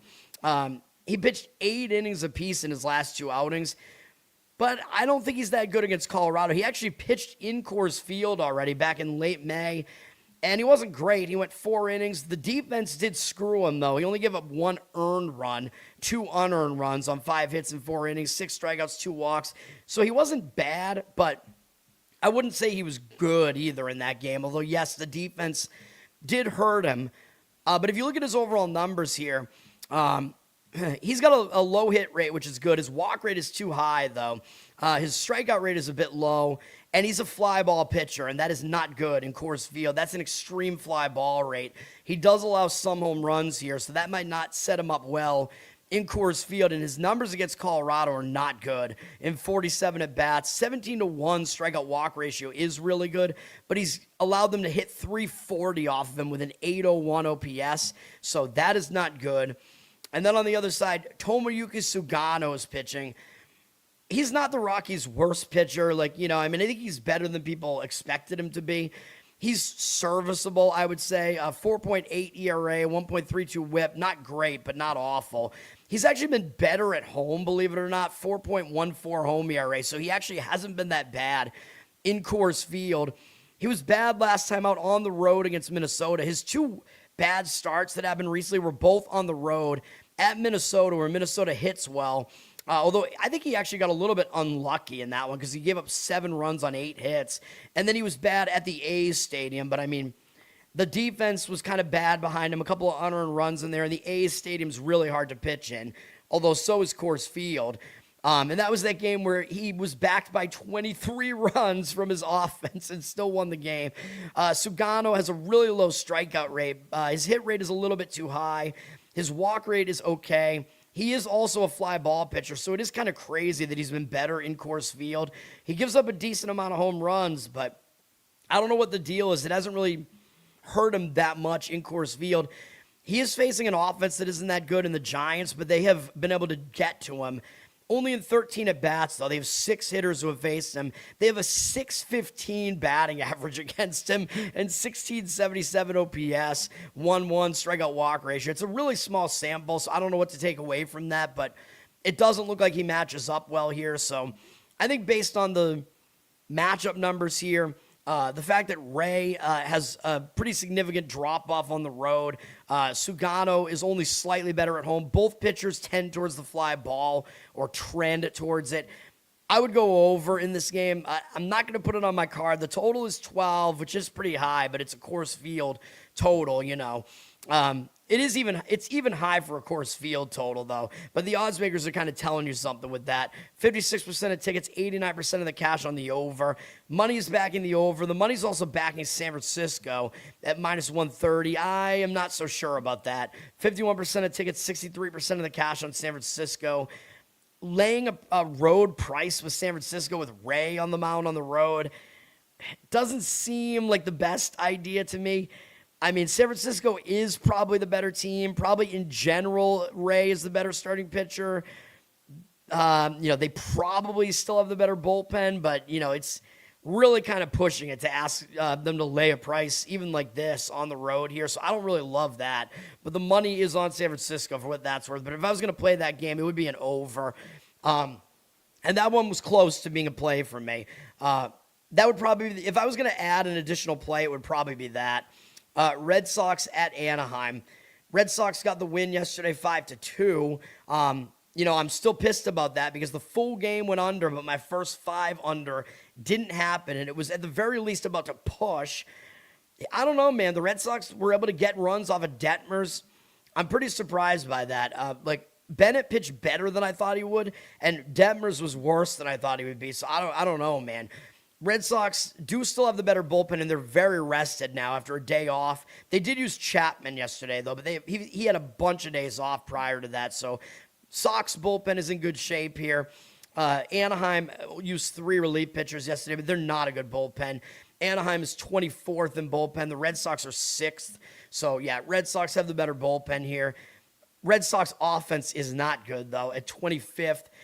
They actually have hit better on the road this year somehow, though, and their offense has been at least getting a little bit better. I don't know, did Wilson Contreras play yesterday? Because I know he's suspended for more time than he should be, in my opinion. He played, so I think he must be appealing, and he actually was 2 for 4 and scored a run, so he was part of that offense from the Red Sox yesterday. So it looks like he is playing right now. I guess his appeal is happening right now.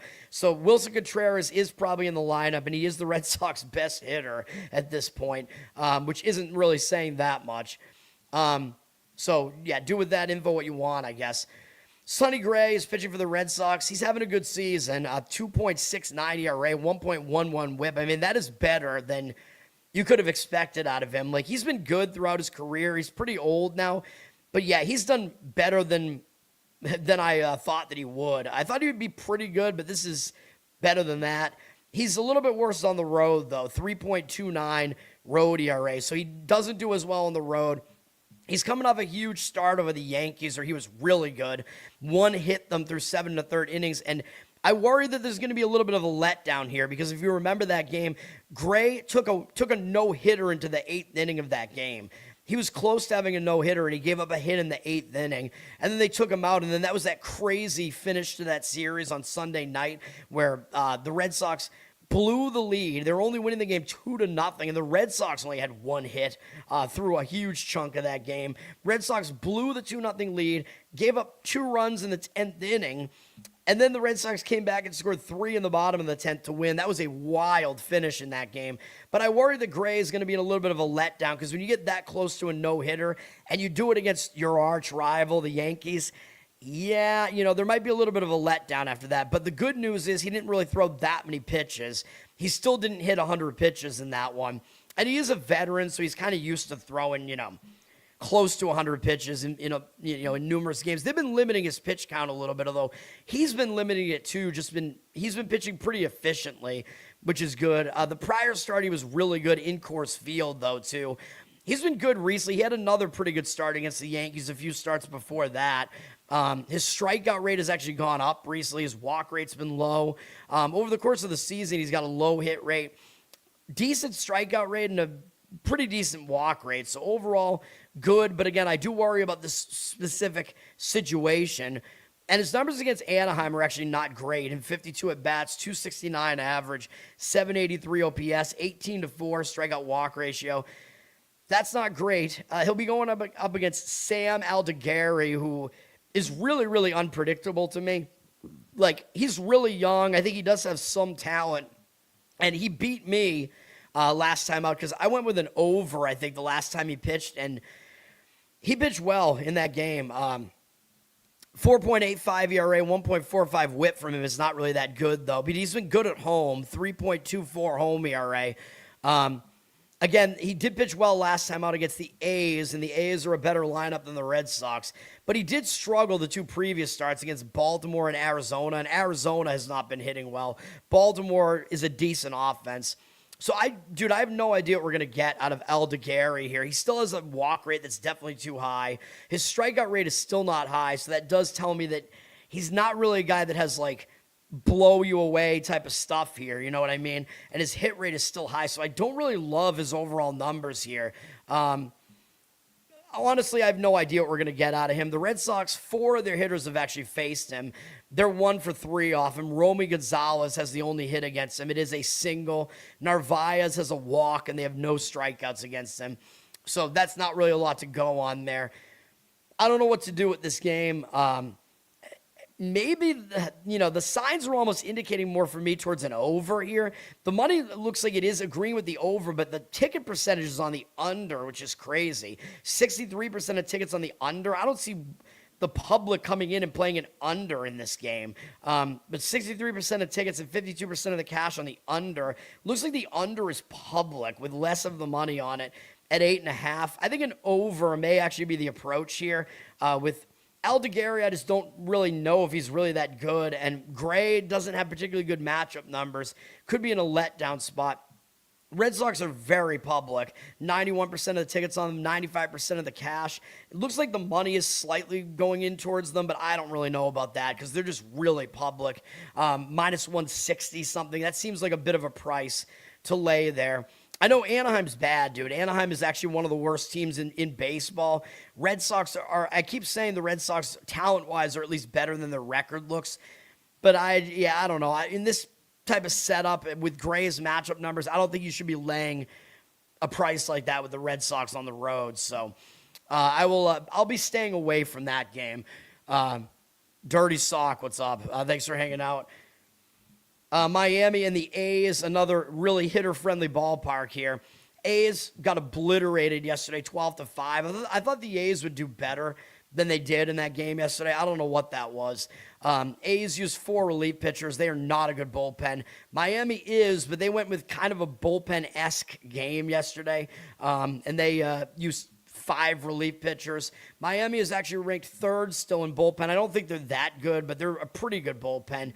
But they're kind of used up right now. The A's bullpen is bad at 23rd. So in this game, I kind of think I would avoid both bullpens here. Or, if you're going to play Miami, maybe you still grab onto their bullpen advantage. I don't know. The A's are the better hitting team. They're 7th. Miami's up to 12th. But that was partially because they've had a couple of offensive explosions.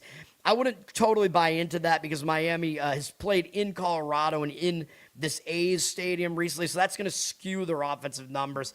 Sandy Alcantara is pitching for Miami. He's been okay. 4.2 ERA, 1.28 whip. As I keep saying, he is never going to return to what he once was, though. Just too many injuries throughout his career. He's not good on the road, 5.27 road ERA, so he pitches way better in his pitcher-friendly home ballpark. Pitching in Coors Field may not be, or pitching into the A's stadium, may not be good. He just pitched in Coors Field, and he did not do well. He gave up 5 runs in 5 2/3 innings, had 5 walks. That is not good. And 7 hits, 3 strikeouts. He's had 8 walks over his last 2 starts. Not really a great sign. He's a little bit wild right now. His overall walk rate is not that high on the season, though. His hit rate is a little bit high. His strikeout rate is way low now, though. He just does not blow guys away anymore. Sounds wrong. He also does skew towards the fly ball a bit, although it hasn't really translated into him allowing that many home runs. But he is kind of a fly ball pitcher, which is not great in stadiums like this. The A's only have 3 hitters who have faced him, but they have done some damage against him. 288 average, 770 OPS in 52 at-bats because McNeil somehow has 40 at-bats against him. I think McNeil must have been in his division, I'm guessing. I don't know where McNeil was prior to this year. Was he on the Phillies or something? I have no idea. Mets, actually. So, yeah, he was on the Mets. I forgot. But, yes, I was correct. He was in that division. But, yeah, Alcantara, the guys that have faced him have done damage against him. Aaron Savali is pitching for the A's. He's not very good. 5.05 ERA, 1.58 whip is not good. He really struggles in this stadium, and you can understand why. It's not a good stadium for pitchers. 6.83 home ERA is way worse than his road ERA. Yeah, he's just not really that good of a pitcher either. His hit rate is really high. He's way too hittable. He's allowed a bit too many home runs here. His walk rate is not even really that good either. Strikeout rate is low. There's not a lot to like with Savali here, especially pitching at home. The only thing to like is that the Marlins haven't really seen him. They only have 5 at-bats against him between 2 hitters. 1 hit is a single from Ruiz. 1 strikeout, 1 walk here. There's not a lot to take away from that. I would not want to back Savali here, though. Again, I think probably the better way to play this game is probably the over. I don't know if you can really trust either starter. Miami's bullpen is burned out right now. The A's bullpen is just bad. The money's backing the under, which I don't really get. 50% of tickets on the over, 54% of the cash on the under. The total is right on that key number of 11. But yeah, odds makers obviously are telling you they think it's a high-scoring game. It is in this stadium where most games tend to be higher scoring. Yeah, I'm going to lean to the over in that one. Miami also is getting the money, 67% of tickets, 92% of the cash on them at minus 130 or so. I don't know what to say about that. If you're playing Miami, yeah, they're the better team. In general, they do have the better starting pitcher here. And, I mean, they have the better bullpen, I guess, even though they're not rested. Both pitchers are in the bad of their home road splits, though, so that makes me like the over more than anything else in this game, more so. So, yeah, you get the advantage of the home road splits being against both starting pitchers there, too. So, yeah, I like the over there. I mean, that one, I guess, was somewhat closer to making the cut. I like the over in the Rockies game more, though. Milwaukee and Arizona. Arizona lost the game yesterday 7-4, so Milwaukee got the win. It's going to be tough for Arizona to win this game today, given what the starting pitching matchup is. And Arizona blew out their bullpen because that was an extra inning game yesterday. Arizona basically unloaded their entire bullpen. They used 7 guys out of their bullpen. I would not back their bullpen here. Milwaukee used 5, so their bullpen is better, but it's not really in good rest shape right now. So, yeah, the bullpens, maybe you want to avoid them here. Arizona is ranked 7th in bullpen still. Their ERA is still above 4, though. I don't love their bullpen, and like I said, they're so unrested, there's no way I would back that bullpen. Milwaukee is the better bullpen, even though they're ranked 11th. Their ERA is better. They just have better arms than their bullpen, man. But maybe you don't want to trust them either, although if you're looking at the side, I think Milwaukee does still have the bullpen advantage here. Milwaukee has been the better offense. They're 10th. Arizona has really struggled at 26th in offense. And to me, this looks like a big starting pitching mismatch. Milwaukee has Brandon Woodruff pitching. I mean, as long as this guy is healthy, he continues to pitch really well. 2.59 ERA, 0.84 whip. That's really, really good stuff. Like, that puts him in the upper echelon of pitchers here. He's not that much worse on the road, 2.89 road ERA. Since he came back from his recent injury after missing like almost 2 months, he's allowed 2 hits in 11 2/3 innings, and he hasn't allowed a run, along with 16 strikeouts and 2 walks. I'd say that's pretty good. That was on the road against the Reds and at home against the Cubs, so not really easy matchups there. At least a difficult pitching park to pitch in, and a difficult offense to face in the Cubs, and he pretty much dominated both of those starts. He's been good over the course of the season as well. Low hit rate, low walk rate, pretty high strikeout rate. I mean, everything looks good there. Numbers against Arizona, also pretty good. 83 at bats, so we have a big sample here. 229 average, 638 OPS, 17-7 strikeout walk ratios. The only bad number here is really that. Like, the strikeout walk ratio isn't really that good. The rest of the numbers are good. Merrill Kelly is going for Arizona. Yeah, I don't know, man. He has not gotten it together. I thought that he would last a couple more years, man, because he's not really a hard thrower, but he's gone back to the team where he pitched most of his career, and he's been a solid pitcher throughout his career, but this year has not gone well for him at all. 5.84 ERA, 1.53 whip, really bad. He's been horrendous at home, 8.13 home ERA with an opponent batting average of 322. That is really, really bad. Hasn't really been good recently either. Low strikeout rate, high walk rate, high hit rate. Nothing looks good here, and that's the case on the course of the season, too. High hit rate, a lot of home runs allowed. He's definitely fly ball skewed. He's got a really low strikeout rate, so he's not fooling anybody. Walk rate is high. Nothing looks good from him right now, man. Numbers against Milwaukee, though, are actually good, believe it or not. 90 at-bats, 178 average, 564 OPS. 27-9 strikeout walk ratio. So he does have good matchup numbers here. I mean, does that mean you really want to risk it with some sort of under here? I wouldn't do it, although based on the matchup numbers, it looks like, maybe it could get there. The money's coming in on the over, though. 57% of tickets, 76% of the cash on the over.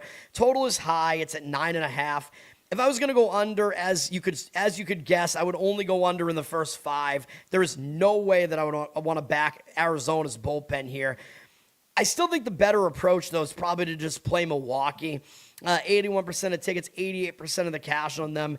You might be able to find a price on the money line that's below -150, and that's usually my cutoff. Like, if you can find in the -140s, I guess you could go with the money line on this. Or you could do one of those make-your-own -1 run lines here, whatever. I think Milwaukee has the edge pretty much throughout this game. Offense, bullpen, starting pitching, it seems like a big mismatch. So, yeah, I think some Milwaukee play does make sense to me in that game, probably more than anything else. And San Diego at the Dodgers here. Dodgers have won the first 2 games of this 4-game weekend series here. San Diego should be more motivated. They're way behind the Dodgers right now in the standings. Dodgers at some point might take them a little bit for granted, but the starting pitching matchup in this game heavily favors the Dodgers. The problem is the Dodgers, you're going to have to lay a huge price with them. Now, San Diego does, I believe they have the better bullpen. They used 2 guys out of the bullpen yesterday. The Dodgers used 3. Dodgers have been pretty good out of the bullpen. They're number 5, although their ERA suggests that they're worse than that. San Diego's got a better bullpen ERA slightly, but they're ranked 14th. I think they're a better bullpen than that. I mean, any bullpen that has Mason Miller in it, I mean, come on. Plus, San Diego was an elite bullpen last year, and they have basically all those same guys. So, and Miller wasn't even on their team for, I think, a chunk of that season last year, if I remember. Or was it the previous year? I forget. At some point, the A's traded him over to the Padres. I think that was last year. Whatever. Offensively, obviously, there's a huge disparity with the Dodgers being number 1, San Diego 29th out of 30. Griffin Canning is pitching for San Diego. So, like I said, this is a pitching mismatch in favor of the Dodgers. There's pretty much nothing to like about Canning. 7.09 ERA, 1.66 whip. And I will point out that San Diego has been using an opener in front of him a lot. So, if you're going to look at this game and you're going to find a way to play this game, I would say select Yamamoto must start for the Dodgers because it looks like he will. And I would select no starting pitcher specified on the Padres because it is going to be Canning pitching. It's just a matter of if they put an opener in front of him or not. This is the modern state of baseball, man. But Canning is completely fadeable, in my opinion. Horrible numbers. 8.41 road ERA, really bad. I mean, I don't even know if he's really ever been good. He's got a high hit rate, high walk rate. Strikeout rate is actually okay, but the rest of these numbers are very bad. He pitched against the Dodgers back on May 19th, and he actually wasn't that bad in that outing. He went 5 innings. That was in San Diego, though, so it's much more pitcher-friendly. 5.1 strikeout walk ratio was actually pretty good. He gave up 3 runs, 4 hits. Not too bad. Doesn't typically do that well against the Dodgers, though. Most of these numbers are not good. In 106 at-bats, 25 strikeouts, 13 walks. That ratio is not good. 236 average allowed is actually pretty good, but a 791 OPS tells kind of a different story. He's allowed a lot of walks, a lot of power hitting. That's not really very good, so I do not think he's going to do well, obviously. Yoshinobu Yamamoto, pitching for the Dodgers, obviously is a solid pitcher. 2.67 ERA, 0.89 whip. He is actually a little bit worse at home this year. 3.04 home ERA, which is still good. He's allowed more than 2 earned runs, only a few, or more than 3 earned runs only once. Let's put it that way. He has a really low hit rate, really low walk rate. His strikeout rate is decent. So yeah, overall he looks really good. He's faced San Diego twice this year. Both of those were on the road. He was good in both outings, though. He went at least 6 innings in both. He allowed 2 or fewer earned runs in both of them. Had a pretty low walk rate in both of them, so that all looked good. It's pretty surprising, though. He actually has bad numbers against San Diego. I don't know how that's possible because like half of the games are probably in San Diego, which is pitcher friendly, but he's got a 280 average allowed to them, 871 OPS allowed, and that is including those 2 good starts against them this season. Very, very strange. 100 at bats against them, 24 strikeouts, 11 walks, so that is bad. That's a bad ratio there. Do I think he's actually going to pitch poorly here? No, I don't. I think this is a huge mismatch, really. But if you're gonna play the Dodgers, I mean, I don't know if there's really a way to do it. They're minus 260 basically on the money line here. I don't think you could do that. I mean, that's ridiculous. 94% of the tickets on the Dodgers, 87% of the cash on them. So the money is fading them. They're very public. I mean, I guess you could lay the run line with them or something and hope that it gets there because usually the Dodgers, if they do win, they usually do cover that minus 1.5 run line. I think you might get some runs in this game. The total's at 8.5. Money is back in the under, which I don't really understand. 50% of tickets on the over, 75% of the cash on the under. I think given that Canning is just bad and doesn't have good matchup numbers, and Yamamoto matchup numbers really aren't that good, and both pitchers actually are in the worst of their home road splits, I could see the over happening in this game. Probably you'd need the Dodgers to do the heavy lifting, though, so maybe a Dodger team total over makes more sense. And then, you take the question mark of, is Yamamoto actually going to be bad for once here? You take that out of the equation. Dodgers team total over does make some sense, but you're probably going to need him to, I think you might need him to score 6 in this game to get that thing over. So, seems a little risky, but of course they might be able to do it. Do with that information what you want, but I don't know why money's backing the under there. All right. That's it for baseball. 4 plays. I like the baseball board today, man. I had a couple other leans there, but it was just pricing-wise didn't make sense in some of those games. 2 WNBA games. One is in the afternoon, Golden State and Atlanta. First thing I looked at was Atlanta's returning home from a road trip, so I don't like that. The road trip went really poorly. They lost all 4 games on the road trip.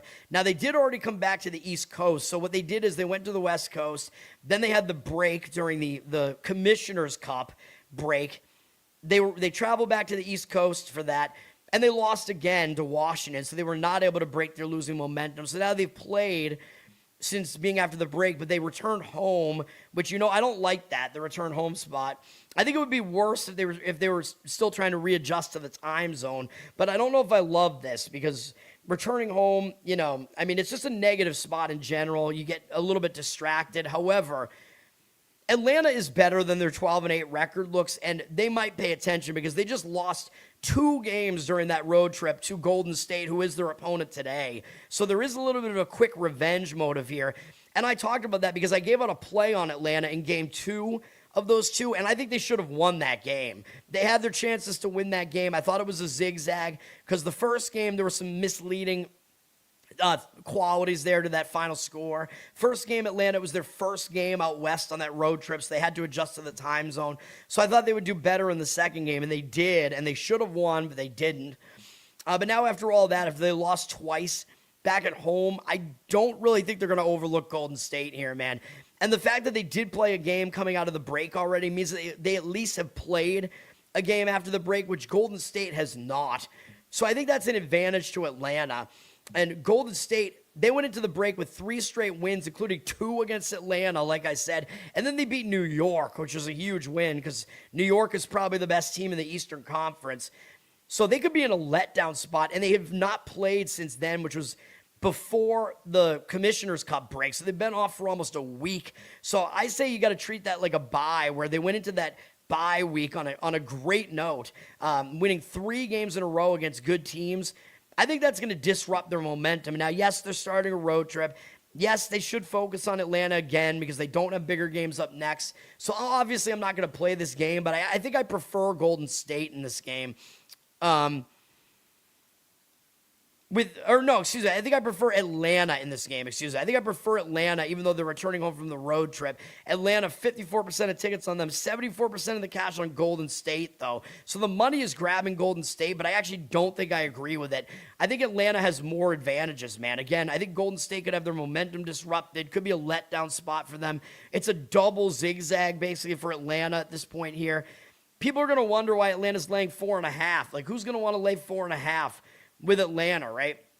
Against a Golden State team that has a better record. Atlanta's also better at home, though. They're 6-2 at home. Golden State's only 3-4 on the road. So, yeah, I like Atlanta in that one, even though I don't want to play it, and the money is completely going against it. So that's on CBS and Paramount Plus. The late game is a lot less interesting. The first game is 2 good teams. The second game is 2 bad teams, Portland and Seattle. But the first thing you're going to notice is Seattle's laying 3.5. Like, who's going to want to lay 3.5 with Seattle when they have, like, the second worst record in the league? They probably are the second worst team in the league, maybe. But Portland, even though they have the better record, the odds makers are obviously telling you something by lining Seattle minus 3.5 here. So I pay attention when the odds makers are telling you something, because they're telling you Seattle should win this game. Even though the records make it look like you should jump on Portland. Oh my God, the better record, getting points. Whenever you see that, Yeah, to me, I always think there's something going on there, and I tend to want to go in the other direction and trust what the odds makers are telling you. Like, they're almost signaling to you. Now, looking at the spot here, Seattle did just get absolutely blown out by Phoenix, and that was their first game out of the break. So Seattle did well going into the break, but I thought they were going to lose to Phoenix. I talked about that on the show. Seattle had gone into the break with huge wins over New York and Atlanta, came out of the break, and they were just completely flat. They got destroyed. Phoenix is definitely better than people think they are, and definitely better than at Seattle. Now, after that blowout loss, I know Seattle's returning home, but it was only a single-game road trip, and they're not really changing time zones a whole bunch here. I think maybe one time zone different or whatever.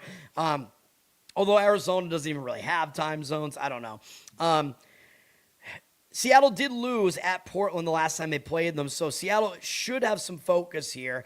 And again, playing out of the break and having a bad loss should give them, like they should get some momentum back at least, whereas Portland, they have not played since the break. Although they did go into the break on kind of a bad note. They lost 3 games in a row going into the break, so I talk about it being a bye. A lot of times they'll be able to use that time off to fix things and readjust, but the last win that they had was against Seattle, so they might overlook Seattle. Their last game was a 4-overtime game, and they've had a lot of time to rest since then, so that helps them out. Like, if they had played, 2 days later, they would have been in a really bad spot off a 4-overtime game, but the fact they've had all this rest should help them, but then again, they also might be looking ahead because they do have Vegas and Atlanta coming up, and those are bigger games. So I think overall, I'm going to lean Seattle here. And again, the odds makers are telling you something with that number. The money is agreeing with that. Portland, 60% of the tickets and only 56% of the cash. So Portland is one of those rare, dreaded public underdogs where the public is on them and less of the money is on them. So I do like that because it means you're getting the team that the odds makers are telling you is the better team and should win this game, and you're going against the public at the same time. You're going to have to lay about 4, I think, with that number there. But yeah, that's what I would do in that game is I would lean to Seattle. Then we have World Cup. There's one afternoon game, Canada and Morocco in Houston. Morocco, it's interesting. Morocco is having to come in from Mexico, so Morocco's traveling through customs to get here. Canada is actually not going through customs because they actually played their last game not in Canada. Their first knockout round game was in LA, so they're already in the US. So does that help Canada a little bit? Maybe. Now, Morocco is the better team. Like, Canada, they just really have not faced good competition yet, man. Canada, they had a draw with Bosnia, which is kind of alarming because Bosnia is not good. Canada crushed Qatar, but they were one of the worst teams in this thing. They lost to Switzerland. Switzerland is the best team they've played so far in this thing. And then they beat South Africa. I mean, whatever. That's how Canada advanced in the first knockout game. And Canada was bad in that game, dude. That was a 0-0 game that was about to go into extra time, and Canada scored at the very end of stoppage time to win that game. That's not a good sign for Canada, dude. They're clearly the worst team here. Morocco does have a bit more experience, even though some of those guys that were on their team for that run in the last World Cup are not there anymore. Morocco is minus 140 on the 3-way here. And 3-way, that's hot. And remember, if you play the 3-way, it only factors in the first 90 minutes. But, probably if you're going to play Morocco, that's probably the way to do it, though, is to just lay the minus 140 on the 3-way and get them to win in the 90-minute time and have the game not go to extra time. They're certainly capable of doing that. Morocco has definitely been more challenged during this. They've faced some better teams here, man. They had draws against Brazil and the Netherlands, and they beat the Netherlands in penalties to advance in the knockout. So, yes, Morocco, they're more battle-tested here. I know they had some easy games in there as well against Scotland. Didn't look great in that one, and then they beat Haiti, which is whatever. But still, they're more battle-tested than Canada. Canada's not played anybody as good as Brazil or the Netherlands, and you could make the argument Morocco's better than Switzerland. So this might be Canada's most difficult match so far. So that it makes it sound like I like Morocco here. I don't know, because when I first saw, Morocco just had that huge upset win over the Netherlands, my instinct was you got to fade Morocco. in the next round, because when a team does that and they pull off a big upset against a really strong opponent like the Netherlands, and you dig into this game, it wasn't misleading though. That's the thing. So like usually when I see a team that pulls off an upset like that, and by the way, Morocco, they were about to lose that game and they scored in stoppage time to even send the game into extra time and then into penalties. That's crazy. And again, when a team pulls off a big upset like that, usually I want to fade them in the next stage because people are going to overvalue them. But this was not misleading. Netherlands had 0.24 expected goals in that game, which is crazy. Morocco actually dominated the game. They had 1.38 expected goals, and they had 70% of possession and more of the shots and the bigger chances. And they were just, they had a way better passing game. It's crazy. You wouldn't think that. Like, usually you don't see that when you see what looks like kind of a fluke win like that from an underdog. Usually you dig into the stats and it's like, oh yeah, Netherlands won the game statistically, but they lost. That's not the case. So I think Morocco probably does get this done. I think Morocco probably wins. I think they're better. I know they're in a potential letdown spot, but the fact that that wasn't a misleading result, the fact that Morocco's more battle-tested, I don't love that they're coming up from Mexico. I don't love that they did just pull off a huge unexpected win. And it was, one of those really dramatic finishes. So I don't love that, but they are the better team. So I don't really want to fade them here. What I am going to do is find a way to fade Paraguay, though, because their win was bullshit. Paraguay they're terrible. Yeah, so we're going to fade them. How do we do that, though? Well, you could they're playing against France. I mean, it's no secret that France is the best team in this whole thing. And obviously, I don't see France losing here. These games are both on Fox, by the way. Fox 1, Telemundo, whatever. France is minus 575 on the three-way. They're going to win. I mean, most likely. I mean, obviously, you can't really play them that way, though. So I think you have to look at different markets for this. So what do we do here to try to find a way to jump on France here? Well, you could lay the spread, which is minus 1.5, which doesn't sound too bad, but you'd be paying a price like I did yesterday. So that is an option. Like I laid minus 160 or so with the Ghana plus 1.5 yesterday. You could lay the minus 1.5 with France here, but you will have to lay about minus 160 to do that. That is an approach. I don't disagree with doing it that way. So you need France to win by 2 goals. You could do it that way. Maybe that's not a bad approach. Now, the other way to do it is the way I'm actually going to go with this. This is another best bet. And that first baseball game is starting. I apologize, but at least I did get my opinion out there. I liked Pittsburgh in the game, but it's not a play for me. Anyway, I'm going to give out France over their team total of 2.5 here. I think they can get this done. I know maybe it seems too public. Maybe it seems obvious. I mean, it looks like a pretty good price on that, which does worry me a little bit. You're going to need to score 3 goals here. And Paraguay in their games, I know they haven't allowed that except for to the U.S.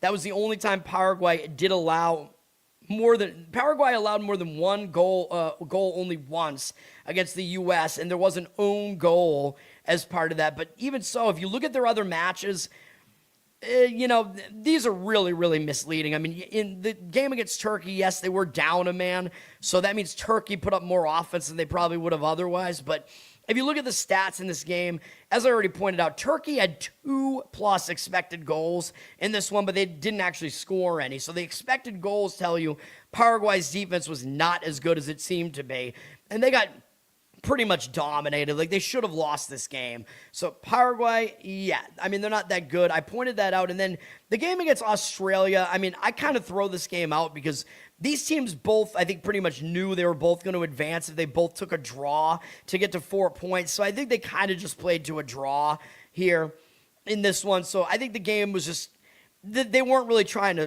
go all out to score. You know what I mean? So that, just kind of, I throw this game away. Like, there were just really, really limited expected goals in this one. Both teams had about 50-50 on the possession. Not a ton of shots, no big chances. So I just think both teams were just satisfied with a draw in this game. You know what I mean? It was like a gentleman's agreement almost. So let's just both play to the draw and we'll both get to the knockout stage. You know what I mean? And also, playing Australia. I mean, did I say Austria? I meant Australia. Australia sucks. They're way worse than Austria. And Australia is now out, as I said they would be, because they lost to Egypt yesterday. Although it was close, it went to penalties. Yeah, what else was I going to say? Yeah, so I'm not impressed by Paraguay there. And then the reason why I'm really fading them is because everybody's freaking out. Paraguay, they just beat Germany, man. The U.S. is so good. The U.S. is better than Germany because the U.S. beat Paraguay 4-1 and Germany couldn't even beat them. Settle down, man. I know I gave out a losing play on this with Germany, -1.5, but Paraguay, this was a misleading win. Germany actually dominated the game statistically. If you look at it, Germany, let me see, they had 1.57 expected goals. I know that's not 3, but France is also a lot better than Germany. Paraguay had 0.35 expected goals, so they were not good in this one.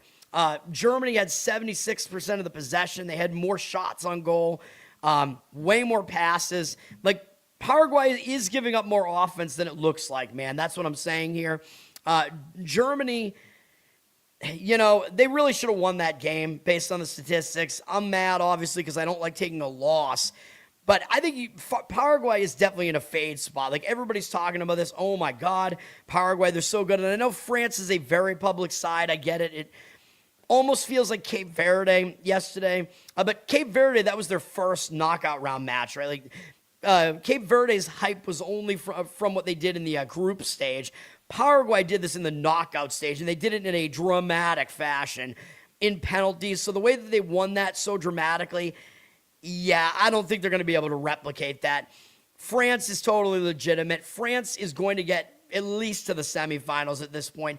And France, this is the other thing. France has scored at least 3 goals in every single match in the World Cup. They scored 3 against Senegal, 3 against Iraq, which doesn't really impress anybody. 4 against Norway, although it was against Norway's backups, I know, but still, tons of offense. And then 3 against Sweden. This is a prolific and very deep France offense. So they've scored at least 3 in every single match. I think they can do it again. I mean, we're basically banking on France scoring exactly 3 here. They need to get it done. I think they can do it. Paraguay blows. Neither team has really a travel edge here. I think both teams played somewhere in the Northeast prior to going to this game in Philadelphia. I think France is coming in from Foxborough Stadium, Gillette Stadium, Boston Stadium. Paraguay, I think, played in East Rutherford, New Jersey, so they have a shorter trip, but both teams have a short trip here. Doesn't matter. I like France to either win this game by the spread or over their team total. I like this because it was just a better price, basically. I'm worried that it seems too obvious, but that's what I'm doing, and that's going to do it, man. So I've got to get out of here. I'm going to go to a thing at my parents' house. It's cookout time. Everybody eats some burgers and hot dogs today, man. I was just watching an older Bob's Burger. I'm trying to catch up on Bob's Burgers. I do like the show, even though I'm really angry at them for firing Jimmy Pesto because he was at January 6th. Just total bullshit. And, you know, he's Bob's nemesis. I mean, he's one of the good characters in the show. Total bullshit. But I like the show. It's a funny show, and I just watched an episode. It's an episode where Bob gets forced into having to go on this road trip with Teddy, and it's just extremely annoying the whole time. Teddy's stopping everywhere to talk to everybody, but they get hot dogs on the trip at one point. I just laughed so hard at this one line because it's just so dumb. Teddy was like, Bob, are you even allowed to eat hot dogs? Like, you're a burger man. Aren't hot dogs and burgers enemies? And Bob was like, no, I think they're friends. I was like, dude, I don't know why I laughed so hard at that, but I was just thinking about, it's like so appropriate for going to a cookout today. Yeah, hot dogs and burgers are friends, man. We're having both of those at these cookouts today. Yeah, have some fun, everybody. Stay safe, if you're drinking and lighting fireworks off and whatever. Although, you're not allowed to do that in certain places. Oh, my God. Just don't blow your fingers off. Don't be Jason Pierre-Paul. And, don't do anything stupid if you drink. That's all I'll say. Stay safe, everybody. That's going to do it. My plays today. Yes. Texas Rangers money line. Cincinnati Reds first 5 money line. White Sox Indians first 5 under 4. Full game. Rays Astros under 7.5. and France in the World Cup, over team total of 2.5.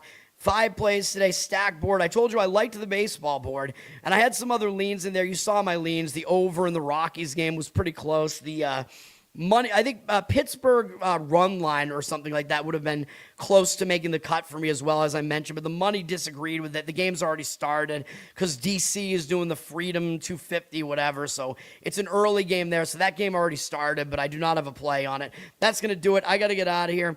Learn to Toad on Twitter, learn to Toad on Instagram, like, subscribe to the show here. Let's get to 500, man. We're close. Come on. Listen on audio, Apple, Spotify, Spreaker, Covered in Uke on YouTube. I've been putting up some stuff that I could do vocally without straining my vocals, so check that out. I've been putting some new stuff up there. My Uke covers. Patreon.com/LearnToToad. I still got to update that feed over there. I'll get to it and get to some of those requests once my voice is back, which hopefully it will be, but this show doesn't help it, so I got to calm down. After I do the show, I got to rest my voice. Loser cast every Tuesday night. I know it was on Monday the last couple. Well, we did a Monday and Tuesday show last week, and then 2 weeks ago, whatever. And then this past week we were on Monday, but we will be on Tuesday still. So check that out. Giants G-Spot podcast, New York Giants will be back at some point. And I was supposed to be on Here's the Thing, which is the same dudes from the Pick Is In podcast, but that was postponed last night. So I may be on tomorrow. Although I don't think it's live. I think it's pre-recorded. So I think if we record tomorrow, it'll be on Monday or something probably is when it'll be released. So be on the lookout for that. That's, I think, more of just a conversational type of show. But I'm sure sports will definitely be one of the topics of conversation. That's going to do it. Happy 4th, everybody. Happy, celebrate the independence of your nation by blowing up a small part of it. If you've seen that Simpsons episode, classic episode, the one where they're in that summer vacation town and Lisa is hanging out with the cool people. If you don't know what I mean, go check it out. Classic Simpsons episode. But there's an Apu-like character, of course, at the... Of course, they allowed those characters back then because everything wasn't just total woke bullshit back then. But there's an Apu-esque character at the convenience store there, and Homer's like, I want some illegal fireworks. And he gives them the massive firework, and, of course, Homer's an idiot with it, whatever. Celebrate the independence of your nation by blowing up a small part of it. Go do that. That's going to do it. Peace. But don't you go quiet, don't you fade from the floor. Your name still means something to somebody for sure. Put the glass down, baby. Look at me now.